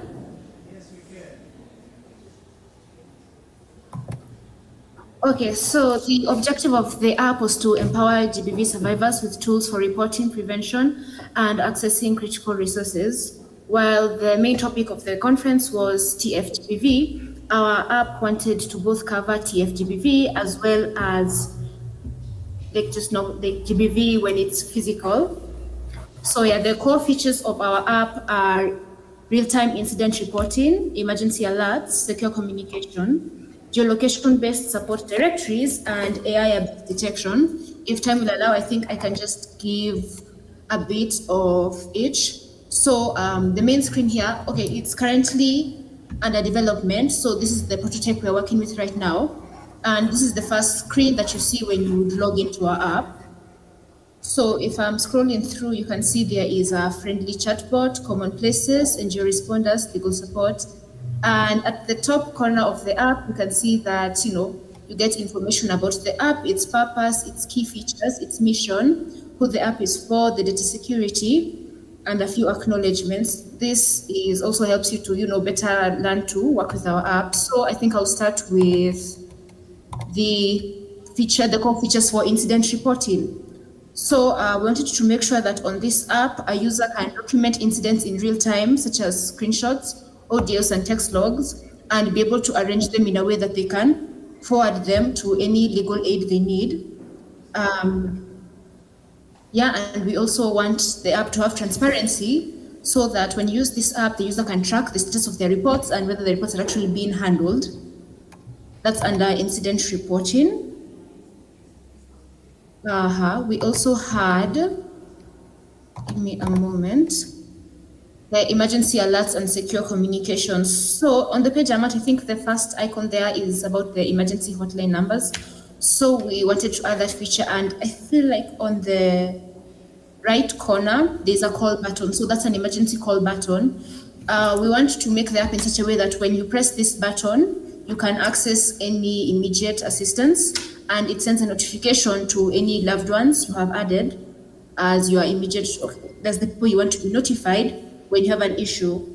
We also, we really wanted to focus on valuing a person's privacy while developing this app, because a lot of Tfgbv stems from things like cyber attacks.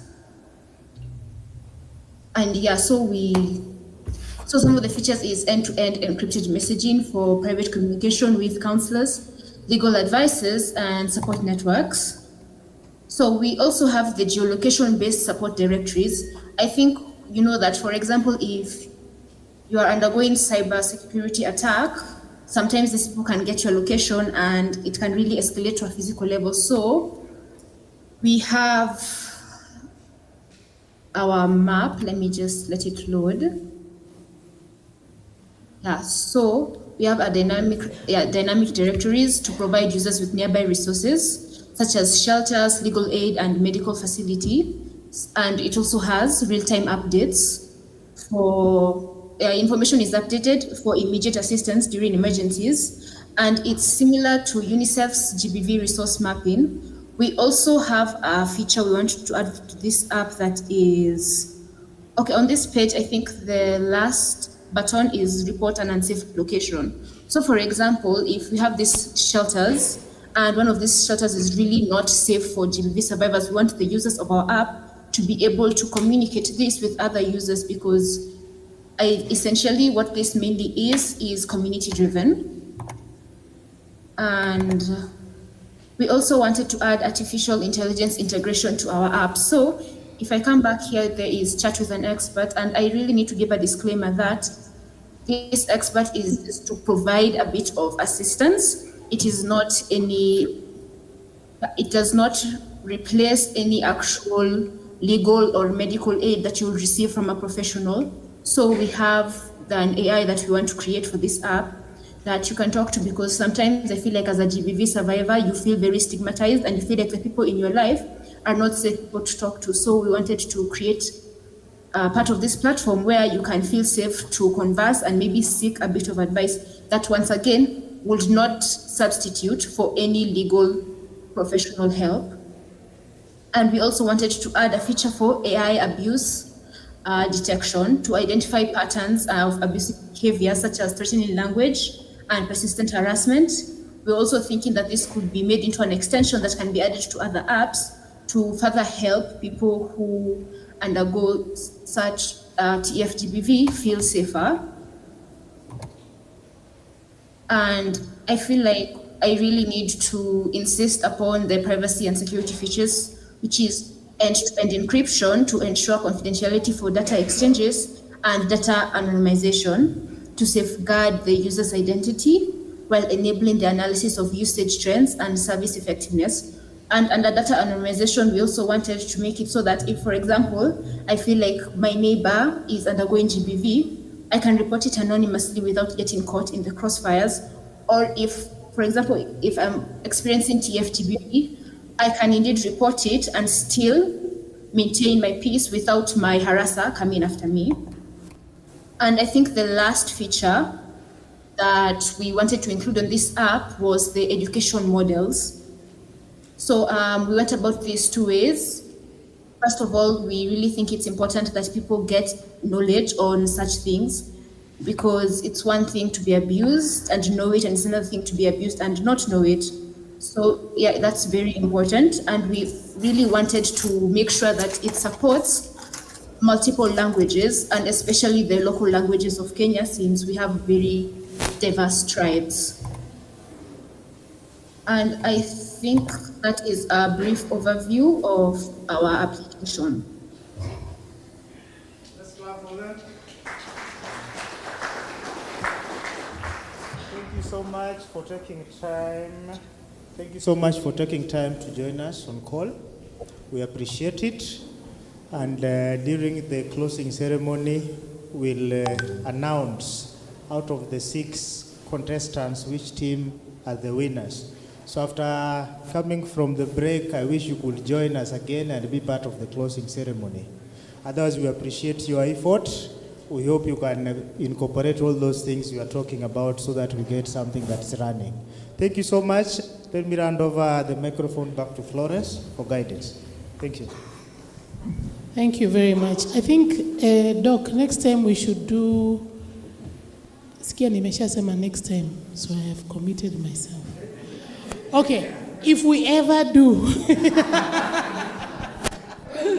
if we ever do something like this, I want to see the possibilities of having a shark or sharks coming to listen to our innovations from our students.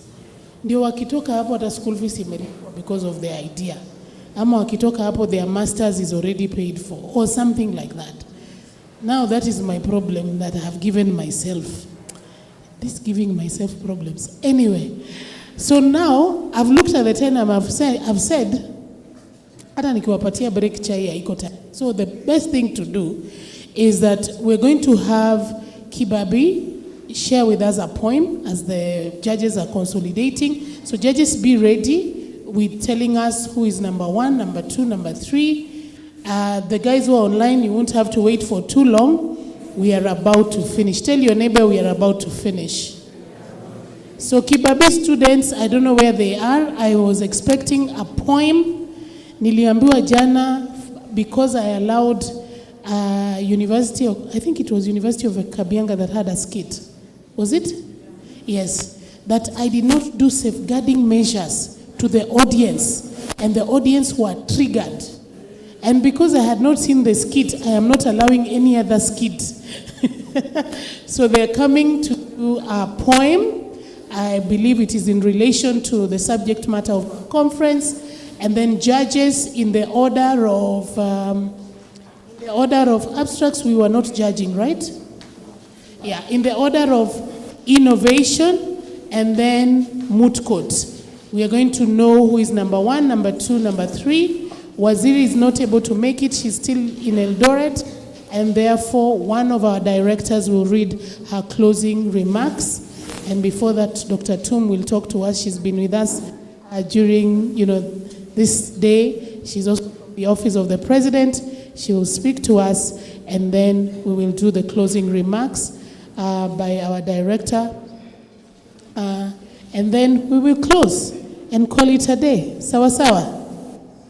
Hai niliwaambia mimi ni pastor. Msiponijibu hatusongi. Sawa sawa? It is for your own good to respond. All right. Wapokeni makofi wa kutoka Kibabi University. Wanakaa wote first year, si ndio? Lakini wameniambia wao si first years. Hey, you look so young and beautiful. Oh, and handsome, I've seen some. Yani amjai ambo nyini handsome and beautiful. All right.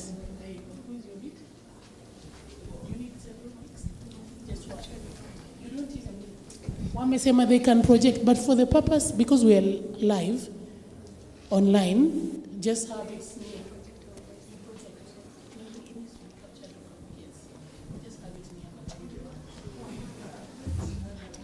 Do we have a stand for the mic?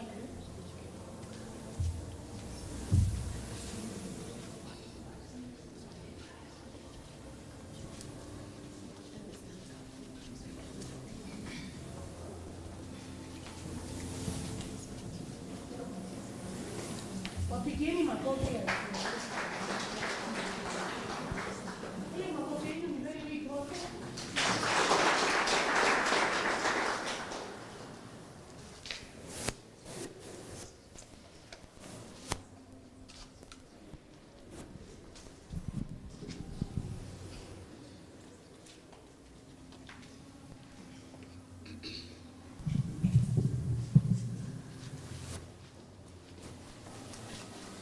Ladies and gentlemen, let me present the trailblazer, the one who forges new paths, never afraid to lead us into uncharted territories. KABIANGA University Gender Club present you with a poem entitled Dogs in Red. Stay tuned. Slaps, punches, a thumb, capture the homebreaker, beat that family breaker, tear her and throw her in the mud. As I pleaded for mercy, my head heavy and drowsy, more pain circulated round, as chains held me bound. I remembered. Sugar daddy, sponsor or honeyman, his dollars had only a term. One term, one ply. Learn to fly, or prepare to die. Harold became my breadwinner, posted online much thinner, elegant, sassy, and sizzling. But my heart from reckless mingling. I was tired. I quit. I resign. I'm no longer aligned.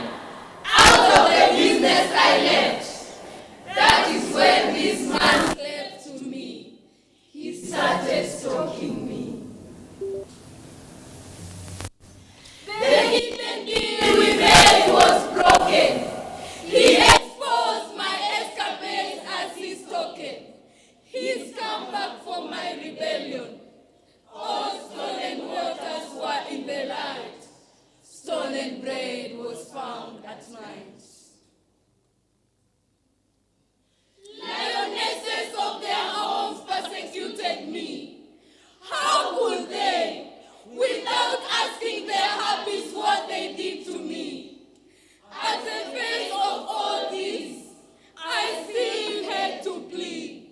Luckily, one admitted the deal.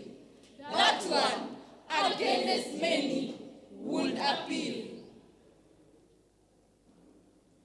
Since my abuser was jailed, I am an advocate for the pain.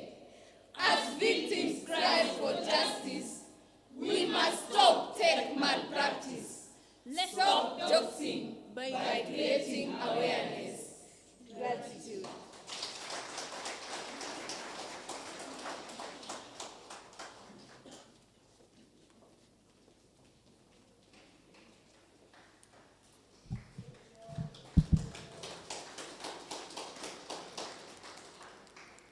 Ladies and gentlemen, all protocols observed.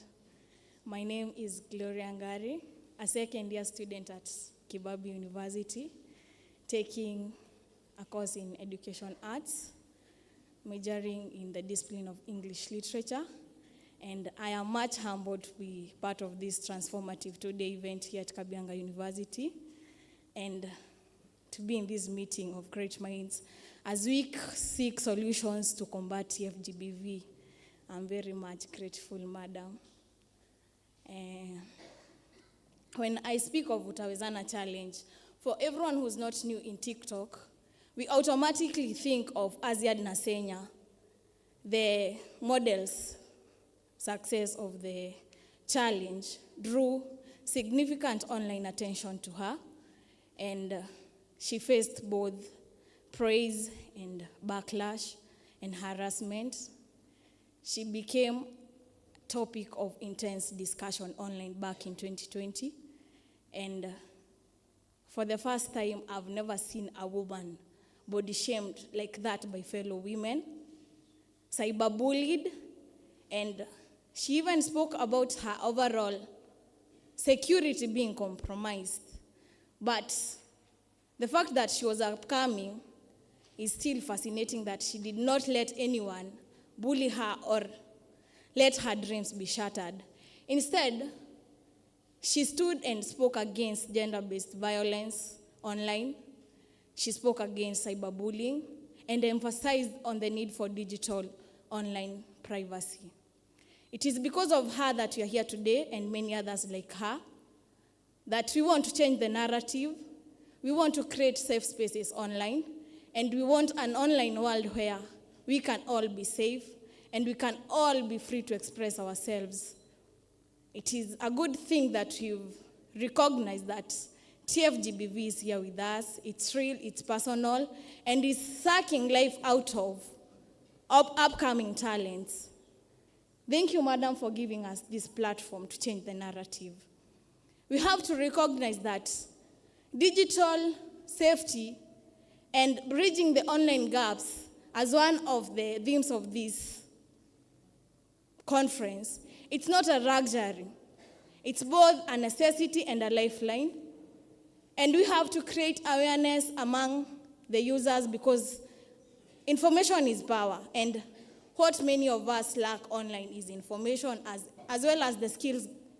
And what our perpetrators use is they take advantage of the technology gaps.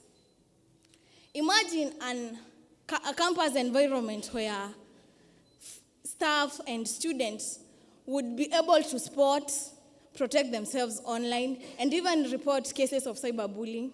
Would indeed be a very fascinating and enjoyable campus environment. It would. This would, however, cease being an imagination if universities, TVETs, tertiary institutions, and other institutions of higher learnings would integrate online learning modules into the curricula. This would help us all stay ahead of our perpetrators. Outside the learning environments, we have to reach the vulnerable communities. This is through workshops, seminars, and also awareness campaigns. This will enable everyone not be left behind in the digital revolution. More so, we tend to learn, Gen Zs tend to learn a lot from their peers. I know most of you are lecturers, and you can ascertain that you can teach something in class and a student will not understand, but when the same concept is taught to them by their peers, they tend to understand more. What would happen if the schools, the institutions, would train online ambassadors in student bodies who would educate fellow students on the importance of online safety and also caution against cyberbullying, and teach their peers on the importance of and the importance and the, what do I call it, and the consequences of what they on the consequences of the comments they post for other people when they post things online. This would create a very safe space for everyone. Safe space in campuses would cease being a one-day event. It will be something very comprehensive. We can also leverage technology for education. How? We can use platforms such as Eneza Education, Ajira Digital Program, and models such as the Safaricom DigiFarm to educate students. Other than, like, for example, the Safaricom DigiFarm program, it's for training farmers, and it has proved that users can be educated online. We can use such models to educate students on the importance of digital safety. The case for Ajira digital program, they train students on technical skills, and they provide some employment for students. And during these programs, when they are being taught, they can integrate online safety modules into the programs. This will help the students who undertake the programs to be aware of the consequences of gender-based violence that is facilitated by technology, and it would help everyone to be in line with Tfgbv and be aware of this monster. There's this author called Jeffrey Puffer, and in his book, The 7 Rules of Power, he starts by saying that if you want power to be used for good, then more good people need to have power. So we must educate and give more good people the power to combat the monster of Tfgbv. And remember that a powerfully digital literate society is a safer society. Thank you.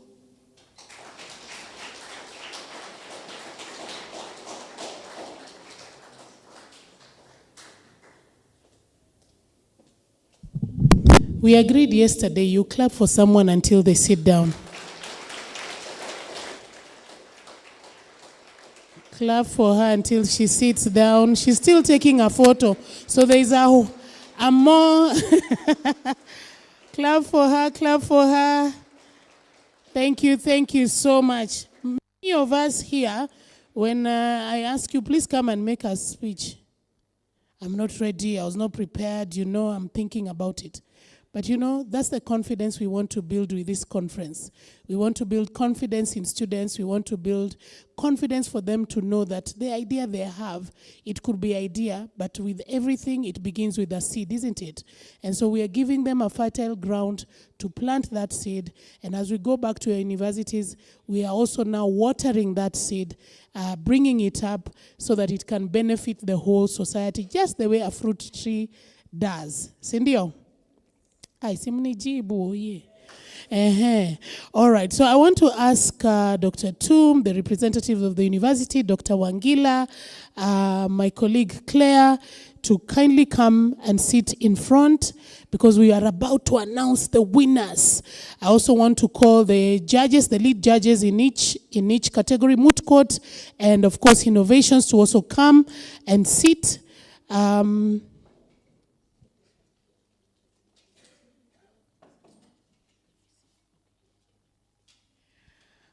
Aya, mbio, we just at this bench. All right. Professor Judith, you can also come because you are representing abstracts. Carol,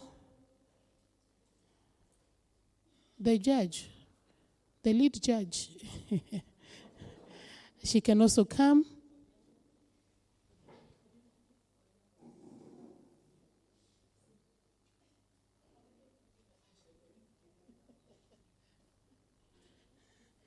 The judge had to dress. Do we stand as the judge walks in? What are we supposed to do? My legal friends. Do we stand? No, we don't. All right.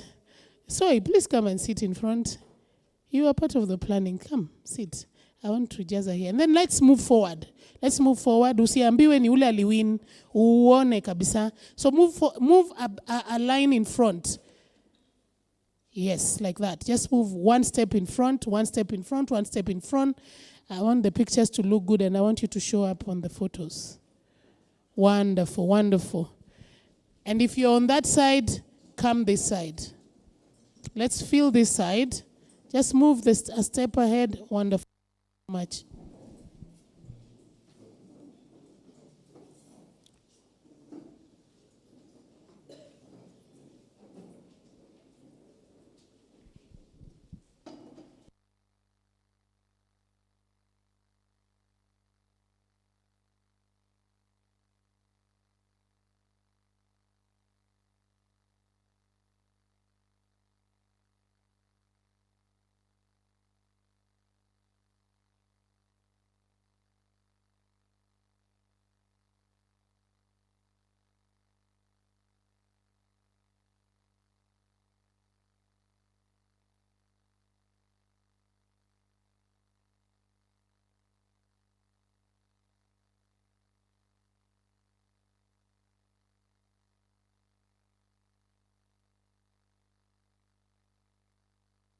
all said and done, we will know you came.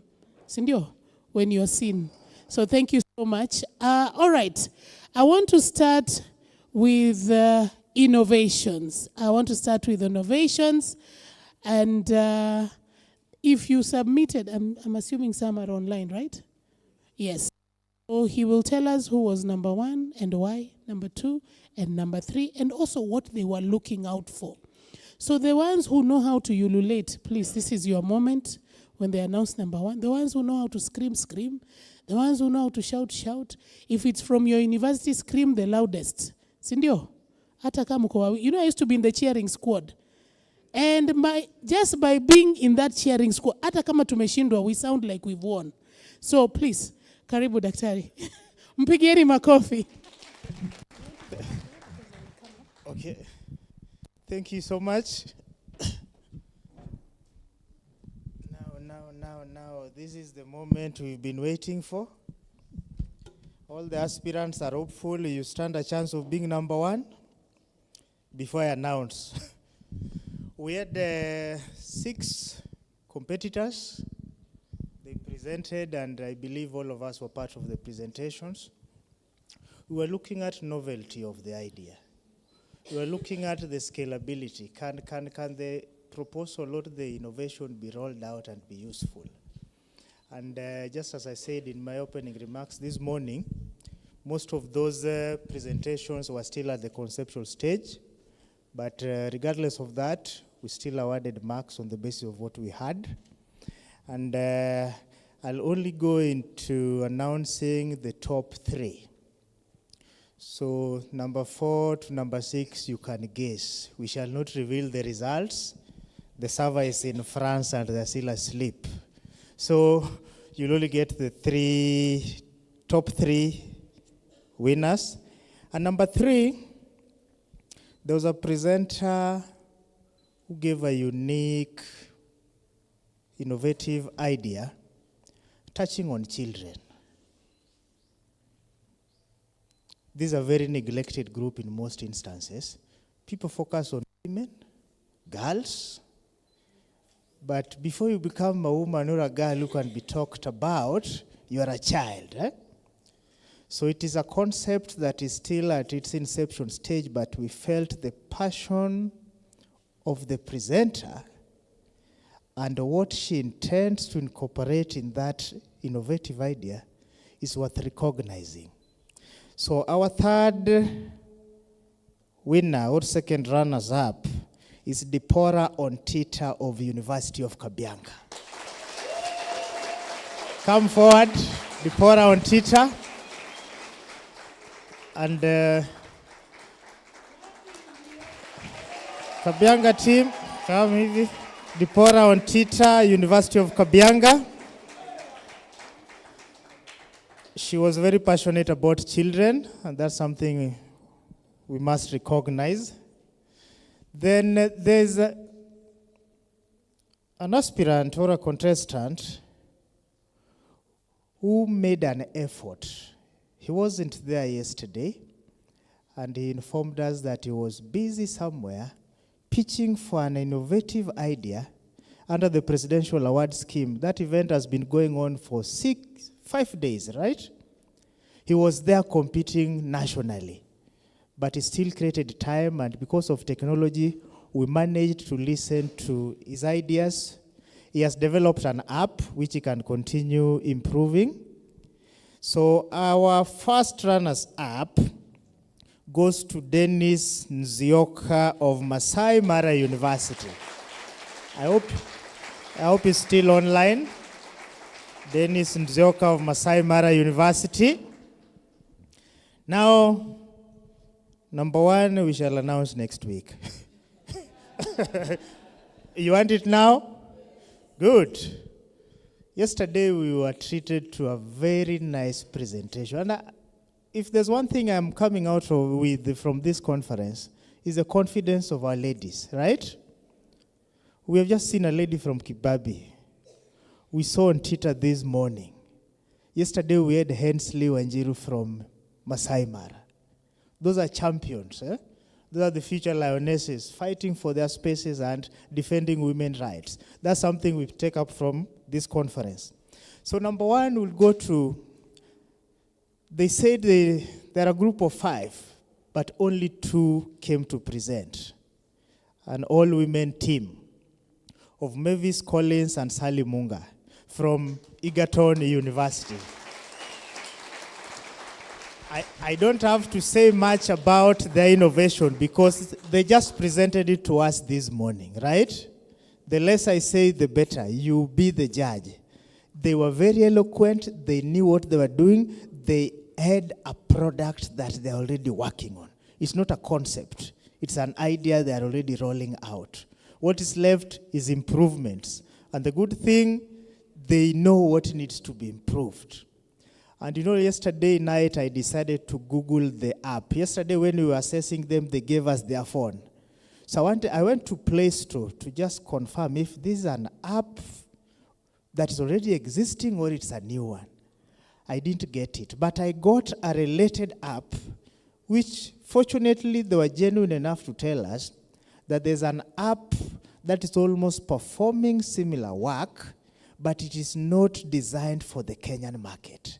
With them, they're focusing on how can they provide solutions in languages that we understand in this country. So to us, that's a novelty, right? We always say you don't change the wheel. You can just improve on it. So I confirmed that indeed, it is not a fake thing. It is not yet in the Play Store, and they are improving on what is existing.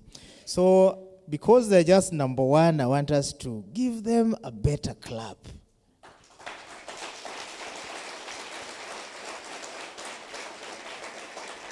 Okay, thank you so much. For your information, those ladies who are here, they are starting their exams on Monday.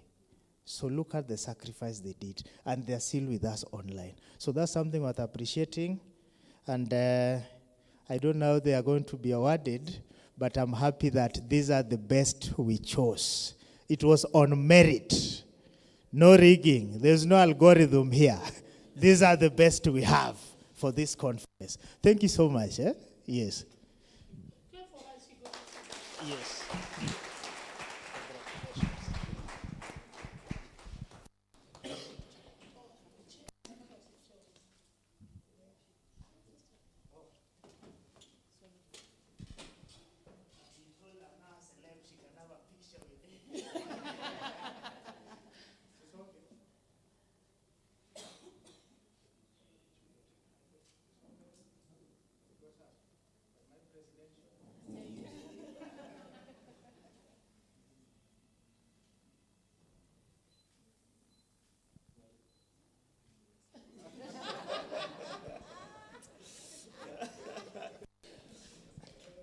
All right, appreciate them and appreciate all our judges. I must say that one of my colleagues was a judge in that particular innovations team.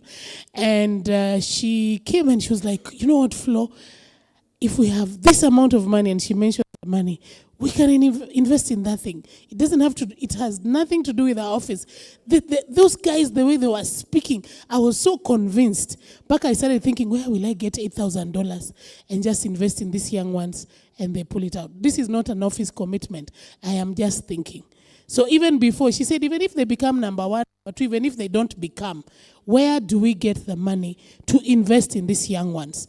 And so maybe my colleague and I will be thinking of how that money will come, but we are not committing ourselves. We are just saying we are thinking. We are thinking. So msiende mseme waziri alicommit hapana. I said my colleague and I. That's what I said. Sawa sawa, and it's on record. All right. So I want I had her being called my lady. I want my lady to come. Makofi akija to tell us who won. Number 1, number 2, number 3, and also the best orator.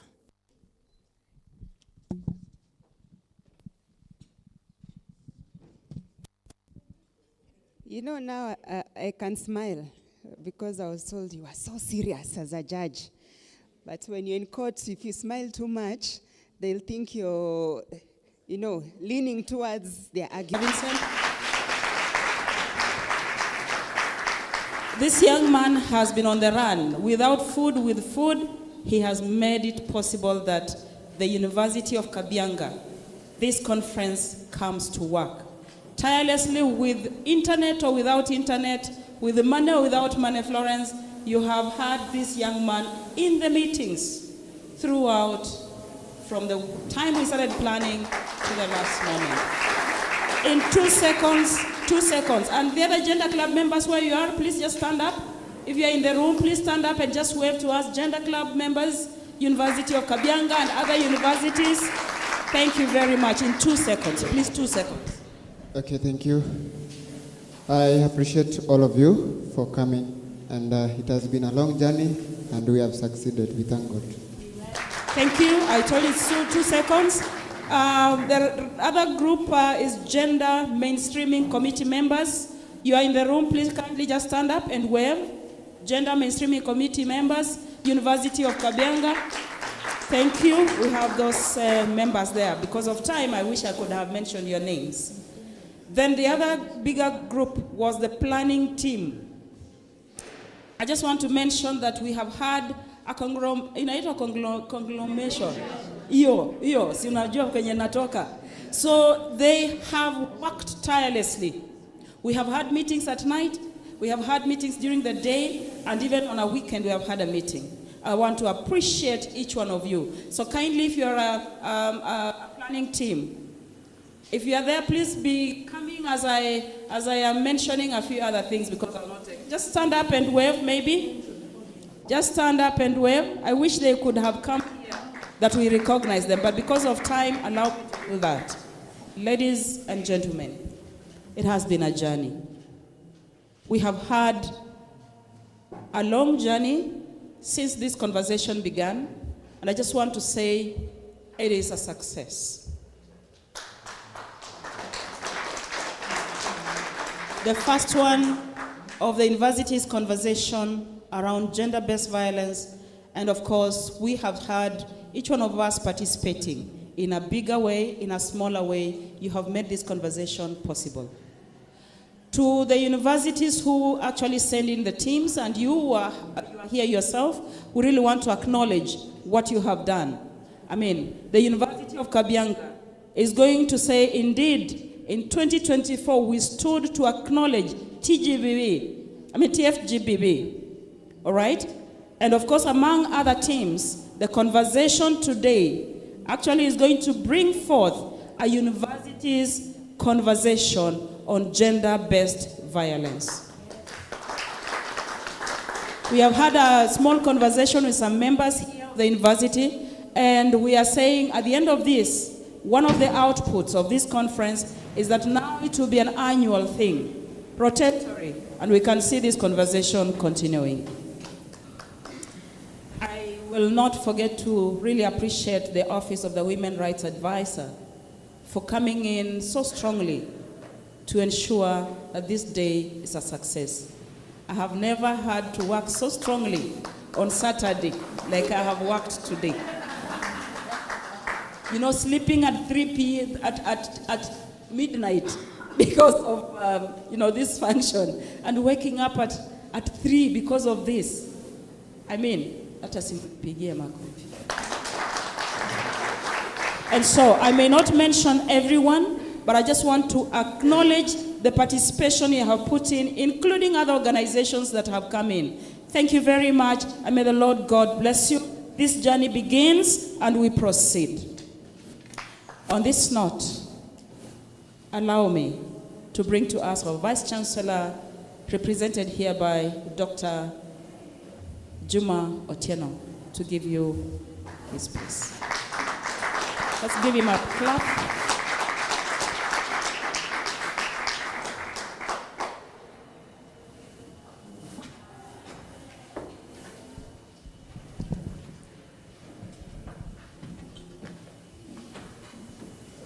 It is my pleasure to take this chance. Today is the happiest day for me, standing here as a person and on behalf of the Office of the Vice Chancellor, why it is a happy day, because the occasion is ending. The office is so big that I had to stand on behalf of Professor Eric Koech. It has been a very heavy burden for me, but I want to appreciate every other stakeholder that has been in this. I bring to you very warm regards from Professor Eric Koech, the Vice Chancellor. He said, pass my regards to the entire gathering. And again, he also says that every attendee is welcome to the university. Allow me now to say to Honorable Tfgbv, who is who is the advisor gender in the office of the president, and again in absentia, advisor to the office of the president, Honorable Chigai, who was with us yesterday and today she's not there, and even other officers from the same office feel very welcomed at the University of KABIANGA. And even when you go back, please take those warm regards from the University of KABIANGA. Just to say something briefly about Honorable here, Honorable Tfgbv was my lecturer because she was at Kisii University when I was working on my thesis, PhD thesis, through the defenses. She was there with me, and she was in the benches sitting and asking questions here and there until I became what I am. So, Professor, I appreciate you so much, and thank you for the work that you're doing in that office. We shall partner with you as a university. We have a Department of Humanities and Social Sciences, which works alongside the Directorate of Gender and the Resources Center for Human Rights and Development. Please, whenever you get communications from Dr. Fanny's, when you get from the center through the patron, Wakili Kiprono, please be ready to join us in some of the functions that we shall be having. Now, I want to appreciate again the Directorate of Gender for a great work that they have done. This kind of occasion requires tireless moments. And as she says, she has had so much sleepless nights in thinking and in conceptualizing, coming up with the whole idea. At the beginning, I was part of it, but when we started running up and down because of ERP and marks and all that, I had to tell her, I don't want to fail either side. Please let me give you one person who can help you in the whole organization so that I can work on the student marks. And Mr. Joel Soi fitted in very well, and we appreciate the work that you people have done to this end. And again, secondly, I want to also acknowledge all the other stakeholders who have been involved in this thing.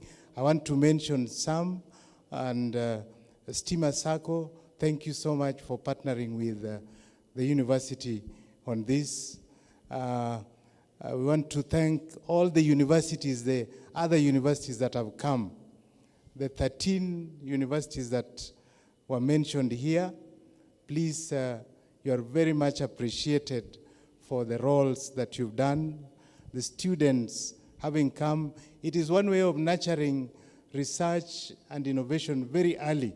So please continue with the fire that has started. And of course, to the Executive Office of the President through Honorable Tekla Tum and Honorable in her absentia, I want to just present to you a suggestion.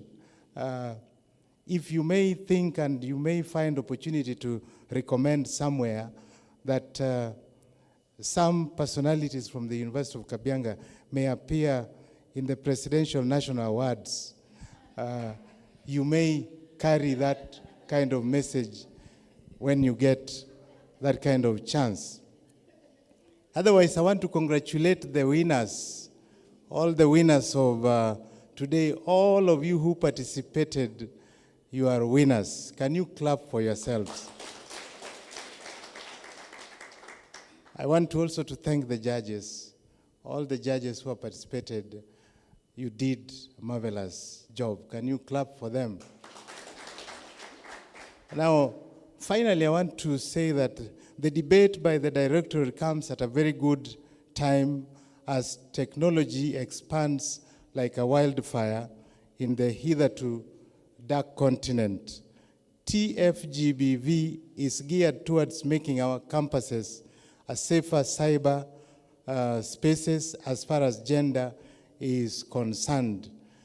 In the discourses that you heard, I may want to advise that we may start from self-changing so that as it expands to the others, so that the issue, the debate about gender should start from self, and then as the self-changing takes place, then we may have our input. And the principle of GIGO, garbage in, garbage out, may apply in this, so that as what we input within, when we are talking about the technologies, what we input is what we may likely get out of it. So let us strive so that we may strive to put in the best and all that which is good for the benefit of our society, so that we can get the best out of technology. Because technology is here to stay with us, and it is one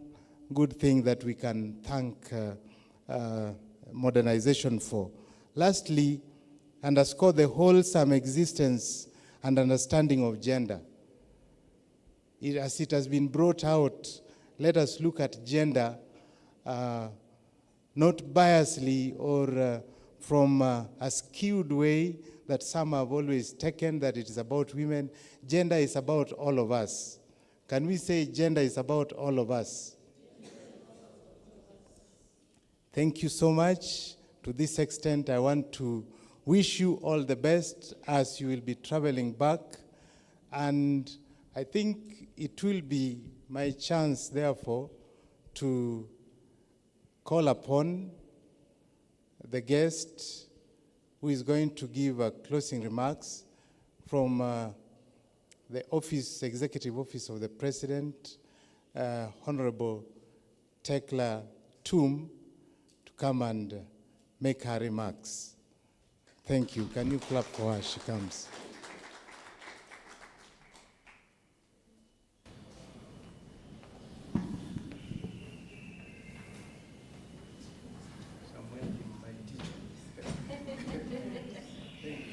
My student is inviting me. So, former colleagues at University of Eldoret, KABIANGA University, Office of the Women Rep, students, good afternoon. Yeah, I don't have really much to say. I'm Dr. Tum. Yeah, he's giving me another name. I was a member of parliament in 12 Parliament, but now it's good if you say Dr. Tum. So I'm advisor, gender affairs in the Executive Office of the President. Where they come from, they are dealing with women rights, but the same father. We are in the same house. So I'm more than happy to be here today. This was our child when I was a lecturer at Moi University, KABIANGA University. That's why I can see Dr. Chuma, who was then my student at Moi University. Was it Kisii or Moi? Kisii University. Professor Judy, I think she was a student, but me, I diverted. I went into politics because politics is in my blood. So let me talk about gender. What is gender?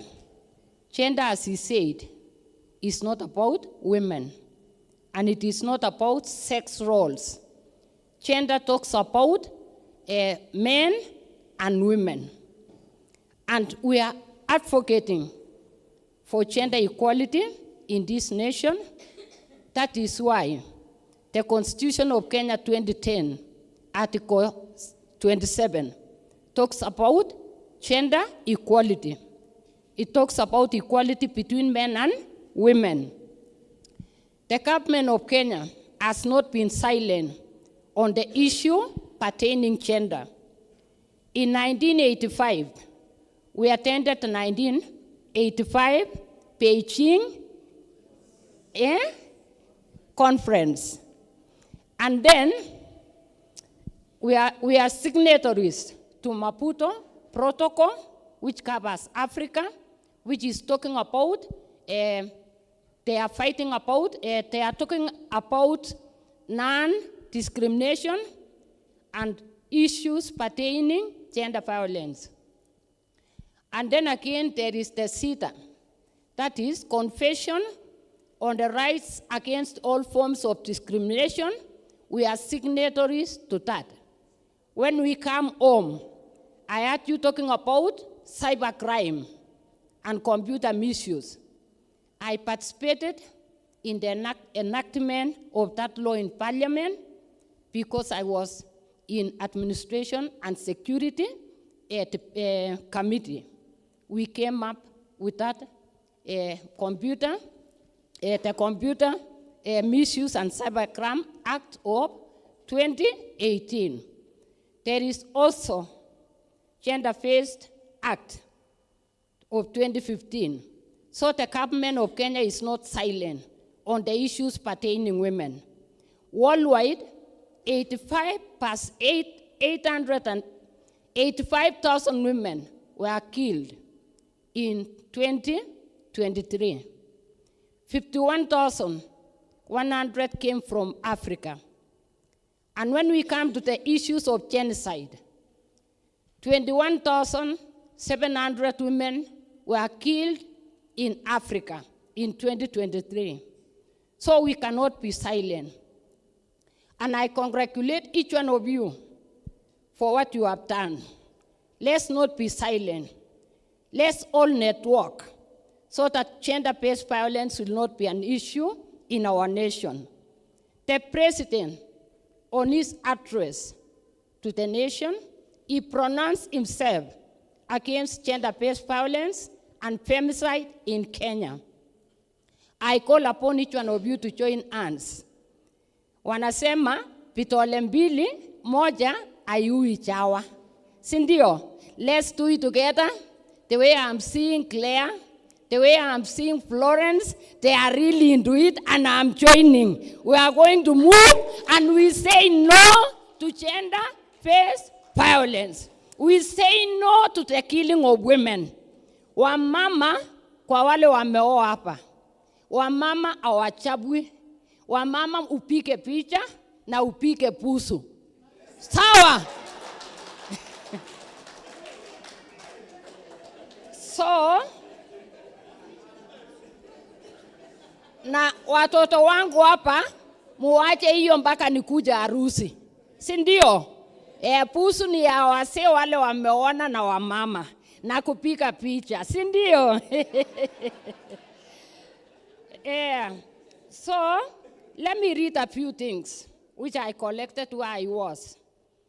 A certain friend of mine was forced to have sex with her father so as to have increased pocket money. What was the immediate action she should have taken to avoid this because she is not willing? She was 13 years only. If you are another one wrote, If your uncle tells you to sleep with him, what should you do to avoid that? Mtoto ya 15 years ameandika hiyo. Wacha nisome ya Kiswahili. Ya 14 years old. Kuna watu wanaoshika wasichana bila kujali. Hao watu ni wabaya sana na wanapaswa kushikwa na kufungwa gerezani. Kijijini mwenu mna matatizo mengi sana. Watoto watoko wanashikwa bila idhini yoyote. You have talked about cybercrime. You have talked about bullying. You have talked about technology facilitated gender-based violence and femicide. Thank you so much for coming together with us, with the Executive Office of the President, so that we can move together, so that we can make this country a conducive environment for women and girls, for boys. Let's not leave the boy child behind. They are also sodomized, they are also molested, because in Africa, 12% of those who have been killed are boys. So let's not leave them together. Let's work together, and we'll make this country a peaceful place to live in. So let's join the president. He pronounced himself against this menace, and let's fight. Wanafunzi wangu, pocket money ile wazazi wanawapea, wacha itoshe. Let no one tell you just come. We meet and you don't know the person. You are so valuable to us. We don't want to lose our children. Just kunywa turungi, hata sisi tulikunywa turungi. And we are powerful women now. Sawa. Kunywa turungi. Kunywa turungi na ukaa hivyo. Kaa ngumu. Sawa. So, nitaongea mpaka kesho. Unajua wanasiasa usipokata. Niko sasa, nimewaja siasa lakini niko hiyo tamu. I want to encourage my students. 2 Timothy 2:15. Study to show yourself approved. A workman who does not need to be ashamed, handling the word of truth.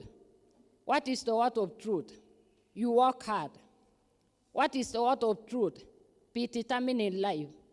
What is the word of truth? You work hard. 2 Timothy 1:7. For God has not given you the spirit of timidity. He has given you the spirit of power, of love, and of a sound mind. I decree sound minds upon you in Jesus' name.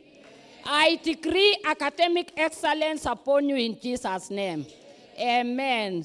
Florence, take over.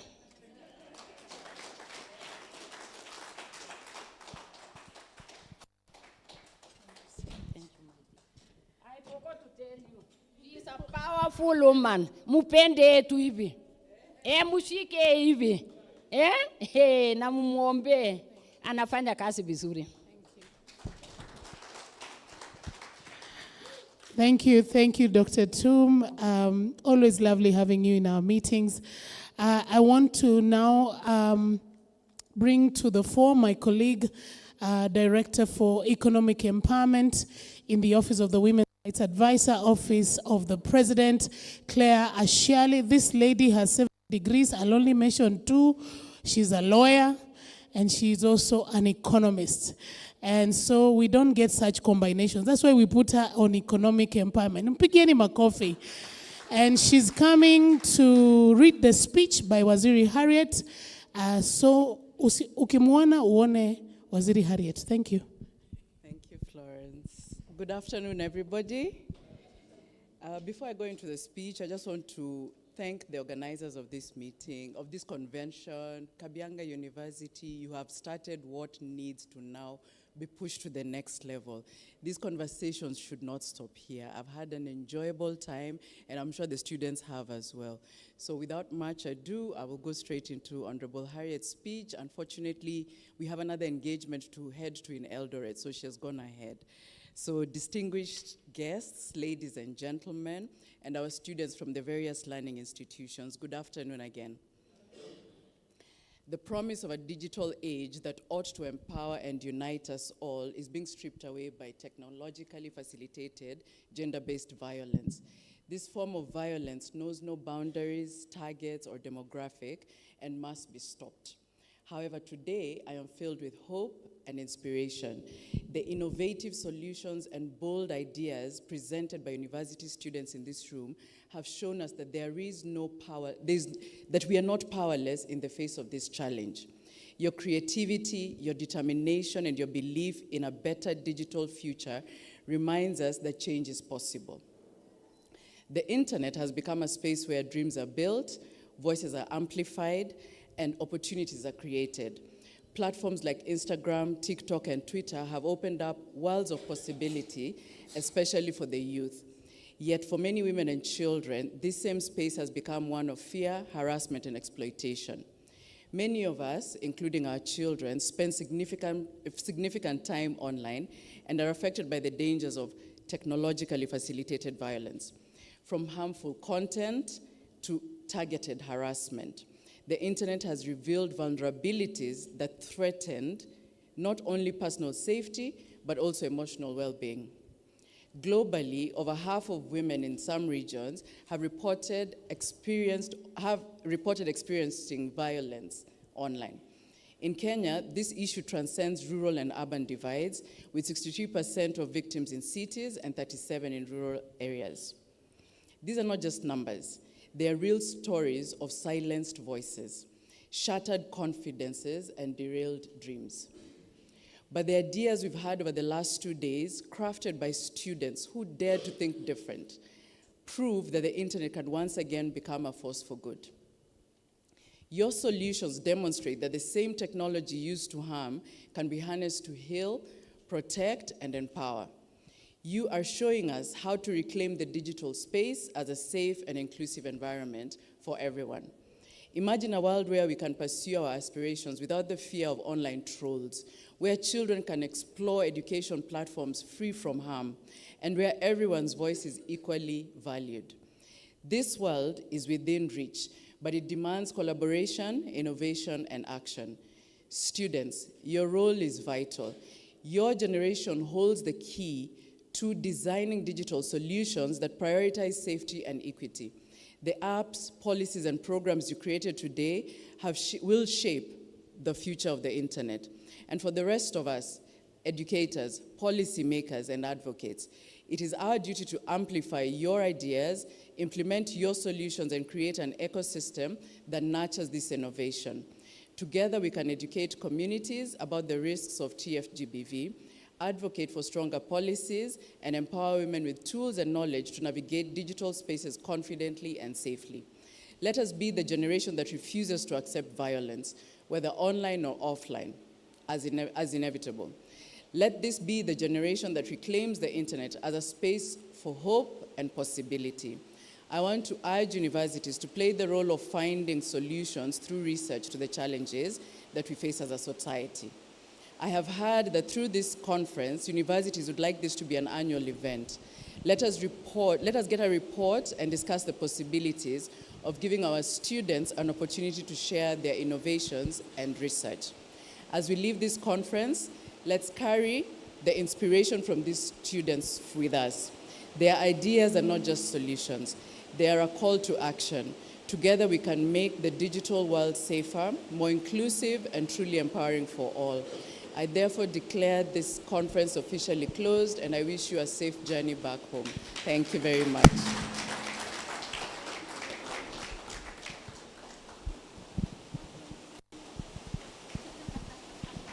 Thank you. Clap for her until she sits. Thank you. Those are Waziri's sentiments. She's very passionate about students. She's very passionate. I remember when I was briefing her on the final stages of the planning, she said, make sure it is the students' voices and not the lecturers' voices. And truly this has been about the students. Lecturers and the rest of us have been facilitating the students. So as the co-chair of this event, I want us to rise up, we pray, and we close, because I've had many thank yous, so I don't want to do another vote of thanks. I just want to thank you for being in this place. So let us pray. Our dear Heavenly Father, indeed, every plan man's make, you make it better. And so we thank you for the plans we made, but also we thank you that without your favor, these plans would not have succeeded. But because of your favor, Lord, we stand here today, victorious in you for what you've done. You brought our students safely, and Lord, I pray that as they go back to their universities, they will be safe. I pray for Johnny Mercies. I pray for protection over their lives. I pray for every individual that is here, oh God. As we aspire for another conference, Lord, we ask for your wisdom. We ask for your guidance. We ask for resources from the east, from the west, from the north, from the south, oh God, that next time, Jehovah, it will be bigger and better for your glory. I thank you for Madam CS as you continue blessing her, even as she leads us. I thank you for Dr. Toom, and also thank you for the Vice Chancellor of this university that enables us to meet here today. We thank you, Lord, and we bless you. For it in Jesus' name we pray and believe.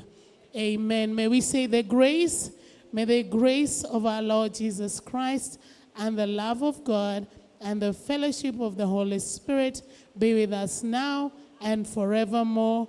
Amen and amen. One last announcement we will be doing. We want your quotes. So we'll be interviewing the lead judges. Don't go away. The lead judges for MUT, the lead judge for innovations. You'll be interviewed by our team. We want your voices. The winning students, the best orator, will be interviewing you as well. So please don't go far. My colleague, Mercy, you should have been right here in front. Short, we can quickly. So that when she looks for you, please give her your voice. We want your voices. As soon as clips are out, you'll find them on our YouTube page. This is Mercy, one of our team members in the communication team. She will be interviewing you shortly, including the VC representative. How do you feel now that we have finished this event? Thank you very much. You want me to announce something? All right. Kuna mtu amepoteza simu, ataniongea. Unajua nakuanga na simu mbili.